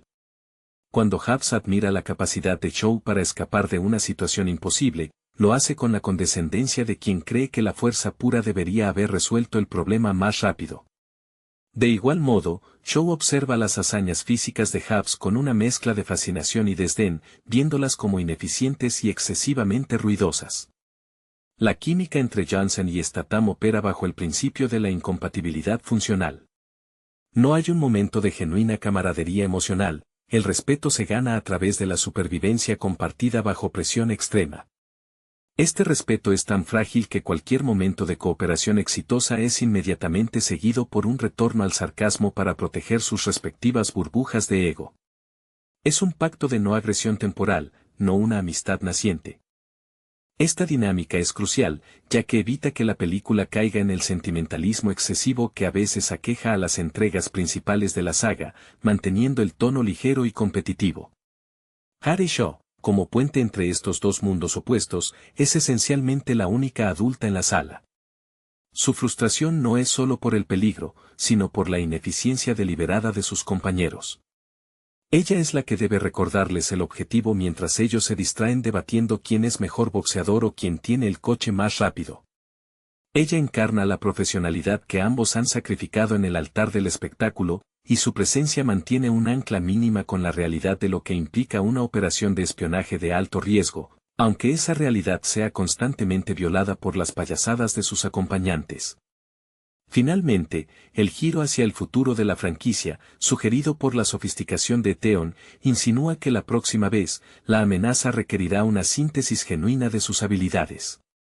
Si Briston fue derrotado por la combinación de la fuerza de Happs y el cerebro de Cho, las futuras organizaciones cibernéticas requerirán que ambos no solo toleren, sino que integren activamente las metodologías opuestas.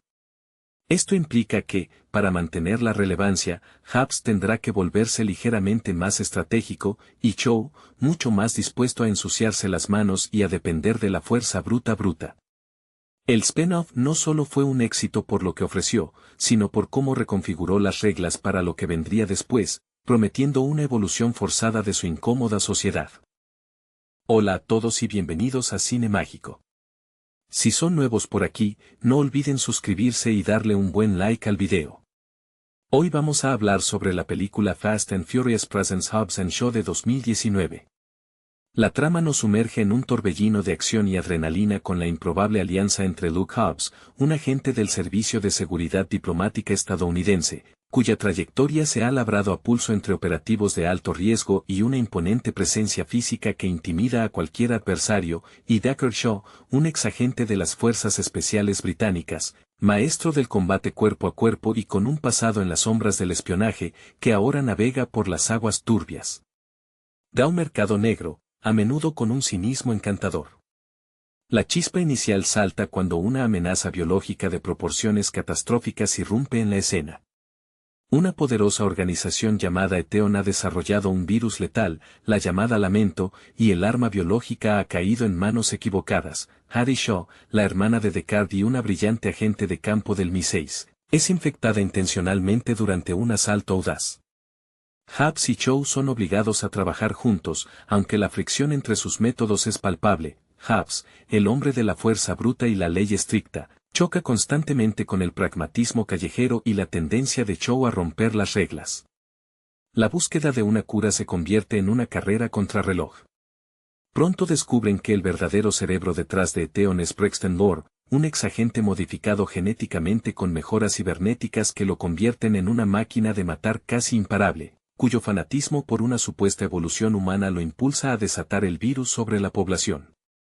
Lore, con su estilo frío y metódico, recuerda a esos villanos de ciencia ficción que creen estar actuando por un bien mayor, aunque su método sea la aniquilación. Nuestros díscolos héroes deben improvisar sobre la marcha. Happs, con su pasado en Samoa y su inquebrantable sentido del deber, aporta la obstinación necesaria, mientras que Cho utiliza su ingenio y sus contactos en los bajos fondos para mantenerse un paso por delante. Hay momentos hilarantes en su dinámica, donde la incomprensión mutua, Happs tildando a Cho de cucaracha británica y viceversa, se convierte en el motor cómico de la narrativa. La pista los lleva a Ucrania, en una secuencia de robo y persecución que demuestra que, a pesar de su disgusto mutuo, su sincronía en combate es impecable. Finalmente, la clave para detener a Lore reside en encontrar a Atie, quien posee la clave para desactivar el virus, y para protegerla, deben hacer un viaje inesperado a las raíces de Happs, Samoa. El clímax se desarrolla en la isla, un regreso a casa para Happs que le permite reconectar con su herencia y su familia, quienes se unen a la batalla contra las fuerzas superiores de Theon. Es aquí donde vemos la verdadera fuerza de Happs, no solo en su físico, sino en la lealtad que inspira.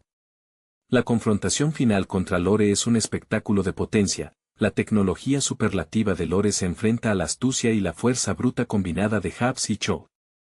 Es una lucha que requiere no solo disparos y explosiones, sino también una coordinación perfecta que al final logran, derrotando al supersoldado cibernético y salvando el día. Al final, la tensa pero efectiva sociedad se disuelve, dejando la puerta abierta para futuras, y probablemente explosivas, colaboraciones. La odisea de Happs y Cho no es solo una persecución global contra un bioterrorista, sino un estudio fascinante sobre dos egos monumentales forzados a compartir un espacio vital, un conflicto tan explosivo como las bombas que desactivan.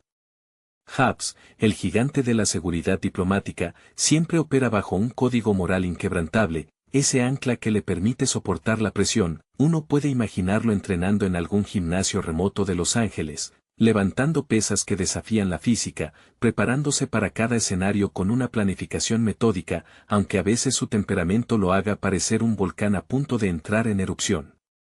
Su contraste con Chow es el alma del relato. Chow, el exmilitar que coqueteó con el lado oscuro de los servicios de inteligencia, opera con una gracia letal y una falta de respeto por la autoridad que resulta exasperante para Happs. Es el tipo de hombre que podría desarmar un artefacto mientras comenta sarcásticamente sobre la mala calidad del café en la base de operaciones.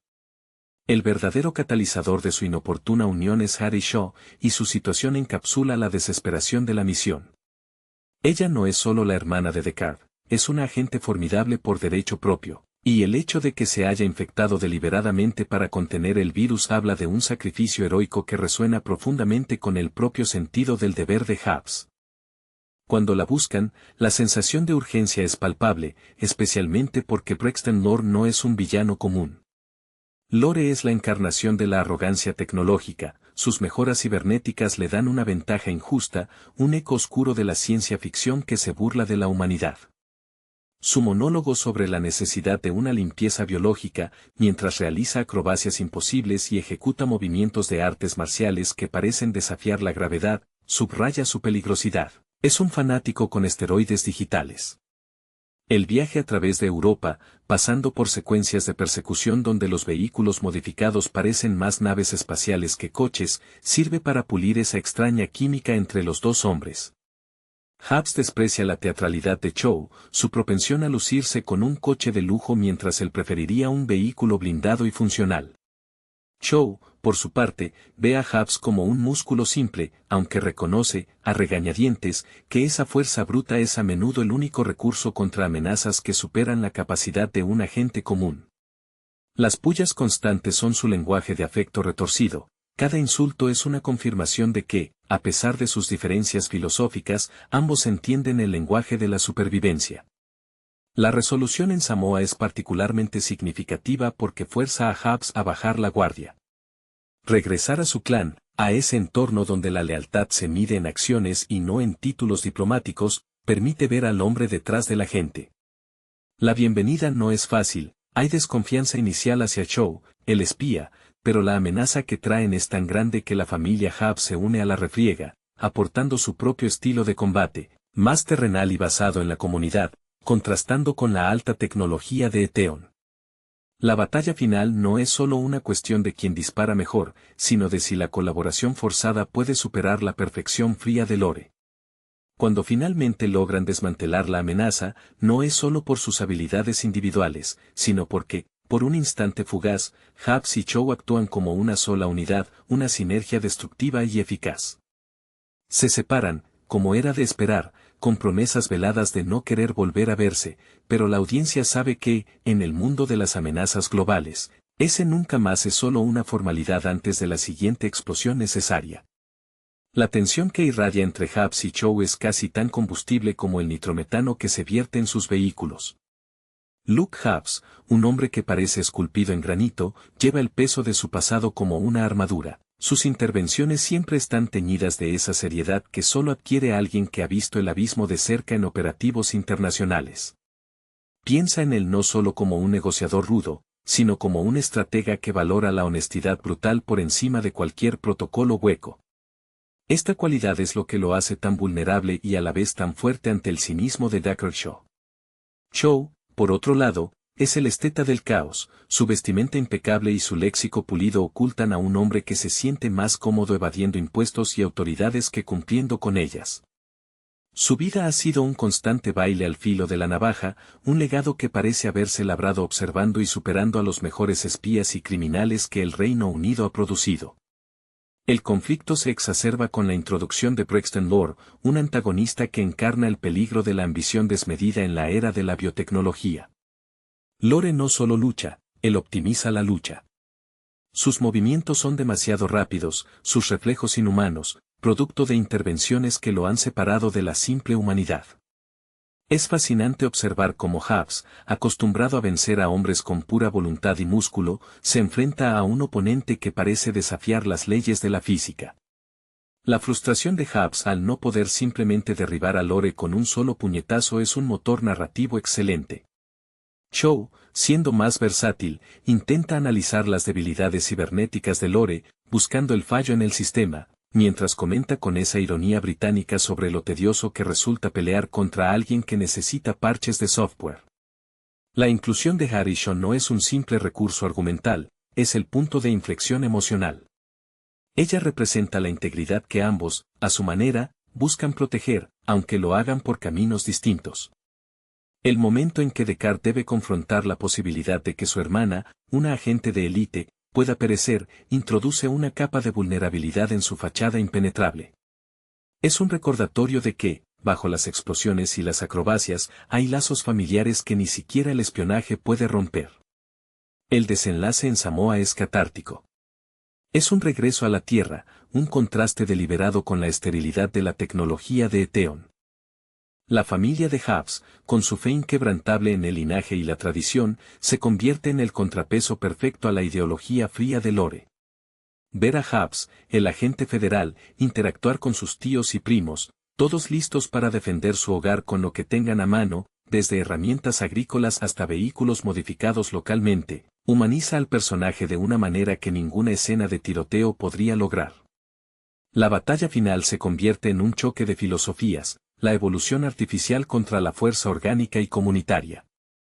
Al final, aunque Hubs y Chow se despidan con la promesa implícita de que sus caminos están destinados a cruzarse de nuevo en el próximo desastre global, queda una sutil sensación de respeto mutuo. Han aprendido que, a veces, para salvar el mundo, el músculo debe aliarse con la astucia, incluso si eso implica soportar el sarcasmo del otro durante una cena de barbacoa. Tras la victoria sobre Lore y el aparente reseteo del virus, la dinámica entre el agente Hubs y el exmercenario Chow se mantiene en un estado de tregua tensa, pero es precisamente esta pausa la que sirve de telón de fondo para la siguiente amenaza, una que amenaza con explotar las grietas que aún existen entre ellos y en el panorama de la seguridad mundial. La calma nunca dura mucho para hombres que viven al filo de la navaja, y pronto se revela que Eteon era solo una pieza, una filial quizás, de un poder mucho mayor y más enraizado.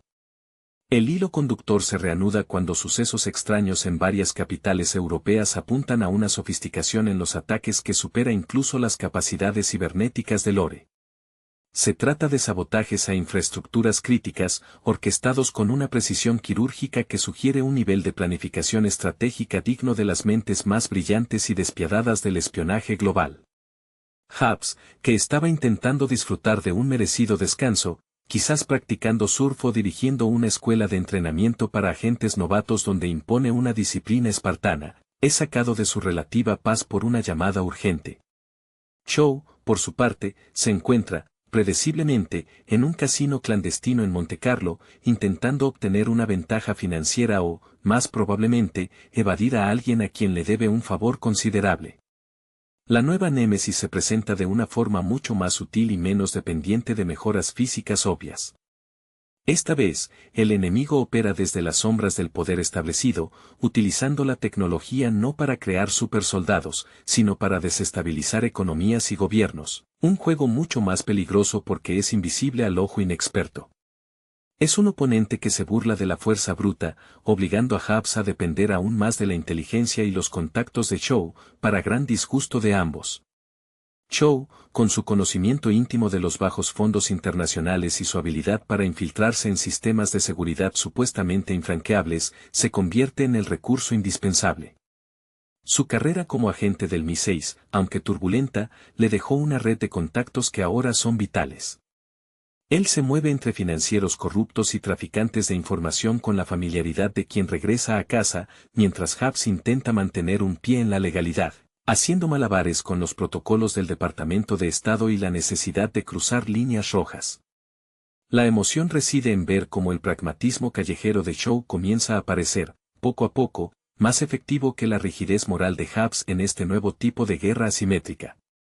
Se ven forzados a un nuevo baile, donde el sarcasmo se mezcla con la planificación de ingeniería inversa de sistemas de defensa de última generación, un recordatorio constante de que, aunque han salvado al mundo una vez, el verdadero desafío para ellos es salvarlo sin matarse entre sí en el proceso.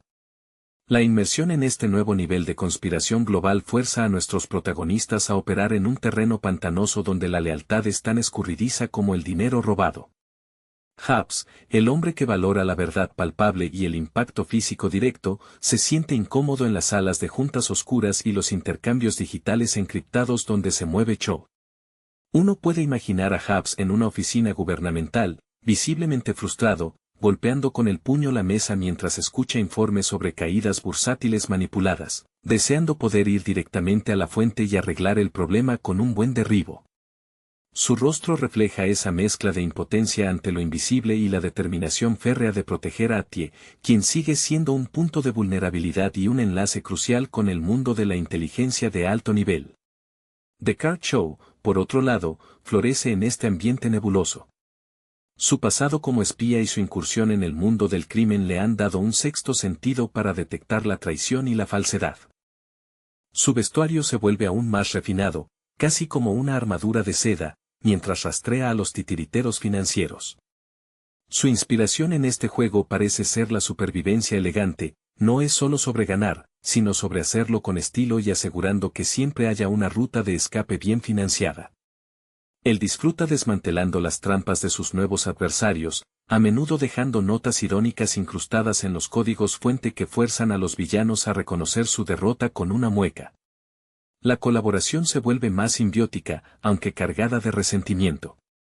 En una secuencia particularmente tensa, necesitan acceder a un servidor central ubicado bajo un edificio de seguridad máxima en Ginebra. Hubs se encarga de la distracción, creando un caos controlado que involucra a varios vehículos de alta potencia y una exhibición de fuerza bruta impresionante que desvía toda la atención de la seguridad. Mientras los guardias están ocupados tratando de contener al coloso samoano, Cho se desliza en las sombras, utilizando habilidades que aprendió quizás durante alguna misión encubierta fallida que nunca llegó a los libros oficiales del Mi-6, manipulando los sistemas con una calma casi zen. En ese momento, el entendimiento tácito entre ellos es profundo, Hubs es el martillo, y Cho es el cincel. La emoción se intensifica cuando descubren que el líder de esta nueva célula no es solo un magnate financiero, sino un antiguo colega de Cho, alguien de su pasado en el espionaje que considera la desestabilización global como el camino hacia un nuevo orden mundial, un orden que Cho, a pesar de su pasado rebelde, no tolera. Este enfrentamiento personal añade una capa de traición a la misión. Cho debe confrontar no solo al enemigo, sino la sombra de las decisiones que tomó en su juventud, mientras Hubs lo observa, buscando señales de que Cho pueda sucumbir a la misma tentación de poder absoluto. La tensión no es solo por el destino del mundo, sino por la confirmación de si Descartes Cho es finalmente digno de confianza. El clímax, previsiblemente, exige una confrontación simultánea en múltiples frentes, obligando a Hubs a utilizar su intelecto para anticipar movimientos estratégicos, y a Cho a bajar su guardia para confiar plenamente en el respaldo físico de su compañero.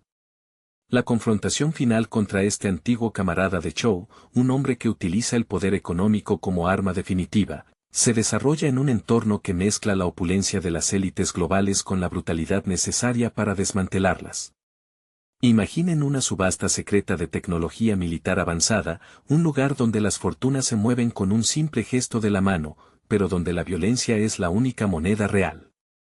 Hubs, adaptándose a la necesidad de ser más discreto, un ejercicio que claramente le causa profundo malestar físico y espiritual, intenta infiltrarse disfrazado, probablemente luciendo un traje que le queda ridículamente apretado, mientras que Cho utiliza su encanto y su conocimiento del argot financiero para acercarse al núcleo del poder. Lo que se pone de manifiesto en esta fase es la evolución de su relación, ya no se trata solo de tolerarse, han desarrollado una dependencia mutua nacida del peligro extremo. Cuando el plan de Cho de infiltración social falla por una traición esperada, es Hubs quien irrumpe, no con un coche, sino quizás con un helicóptero robado o un vehículo blindado que irrumpe a través de la pared de cristal de la sala de juntas, gritando algo sobre respetar las normas de etiqueta. Es un momento de liberación catártica para Hubs, volviendo a lo que mejor sabe hacer, el caos controlado. La lucha contra el antiguo colega de Cho es más cerebral que la de Briston, exigiendo que los dos trabajen en tándem con precisión quirúrgica. Cho debe deshabilitar los sistemas de seguridad digital que su antiguo socio ha configurado, probablemente sistemas que él mismo ayudó a diseñar en sus días en las sombras, mientras Hub se enfrenta a los secuaces de élite, hombres entrenados en contrainteligencia, que son más listos que los sicarios comunes. En un punto crucial, Chow queda atrapado intentando forzar un código maestro, y es Hubs quien tiene que distraer al jefe, recibiendo una paliza significativa, pero aguantando solo para darle a Chow esos pocos segundos cruciales. Hay un intercambio de miradas cargado de significado. Hubs le da a Chow la oportunidad de redimirse, y Chow responde con una ejecución impecable de su tarea. Al desmantelar la red y exponer a los responsables ante las autoridades, aunque sea a través de un proceso turbio que Hubs probablemente tendrá que justificar durante meses ante sus superiores, se restablece un tenue equilibrio. Chow, una vez más, desaparece en la noche, no sin antes dejarle a Hubs una factura considerable por asistencia profesional y daños colaterales que el agente del Servicio de Seguridad Diplomática se niega rotundamente a pagar. La conclusión es una victoria agridulce, el mundo está seguro, al menos temporalmente, y la alianza se disuelve en la promesa silenciosa de que, cuando el próximo titán del terror internacional decida jugar con el destino del planeta, su incompatibilidad será la primera arma que desenvainen. La despedida, esa rutina tan peculiar entre ellos, está teñida de un cansancio que raya en el afecto forzado. Hubs regresa a su rutina, quizás inspeccionando los preparativos para una futura barbacoa familiar en Samoa, intentando borrar la imagen del traje elegante de Chow y el brillo frío de los servidores informáticos. Se le nota la tensión muscular, no solo por las contusiones recibidas, sino por la necesidad constante de modular su furia para adaptarse al juego de espías. Su mente, acostumbrada a los mapas tácticos y las amenazas físicas, aún procesa la jerga financiera y los conceptos de guerra económica como una lengua extranjera. Chow, mientras tanto, se encuentra en algún enclave lujoso y anónimo, contando las ganancias obtenidas a través de medios éticamente dudosos, aunque en esta ocasión, el dinero se siente distinto. Sabe que su habilidad para navegar por el submundo fue esencial, pero la sensación de haber tenido que confiar ciegamente en el juicio impulsivo de Hubs, sin la posibilidad de escapar o negociar una salida limpia, le resulta alienante. Él admira, a su manera retorcida, la simpleza efectiva de Hubs. Si algo está roto, Hubs lo arregla a base de fuerza bruta, una filosofía refrescante después de lidiar con la manipulación a escala global. El fantasma del antiguo compañero que lo traicionó lo persigue, confirmando que su propio pasado oscuro es un campo minado constante. Atie Chow, liberada de la infección y de la persecución inmediata, se convierte en el pegamento silencioso entre los dos. Ella comprende las motivaciones de ambos, la rigidez del agente federal y la anarquía controlada del exmilitar. Su presencia sirve como un recordatorio constante de que, a pesar de todo el espectáculo, hay algo más grande que sus egos en juego, la protección de aquellos que no tienen la capacidad de enfrentarse a estos gigantes. Ella es, sin duda, la inteligencia táctica que puede mediar en sus futuros enfrentamientos. El legado de esta aventura no es solo la paz temporal, sino la consolidación de un método operativo. La fuerza bruta y el cerebro callejero son inseparables.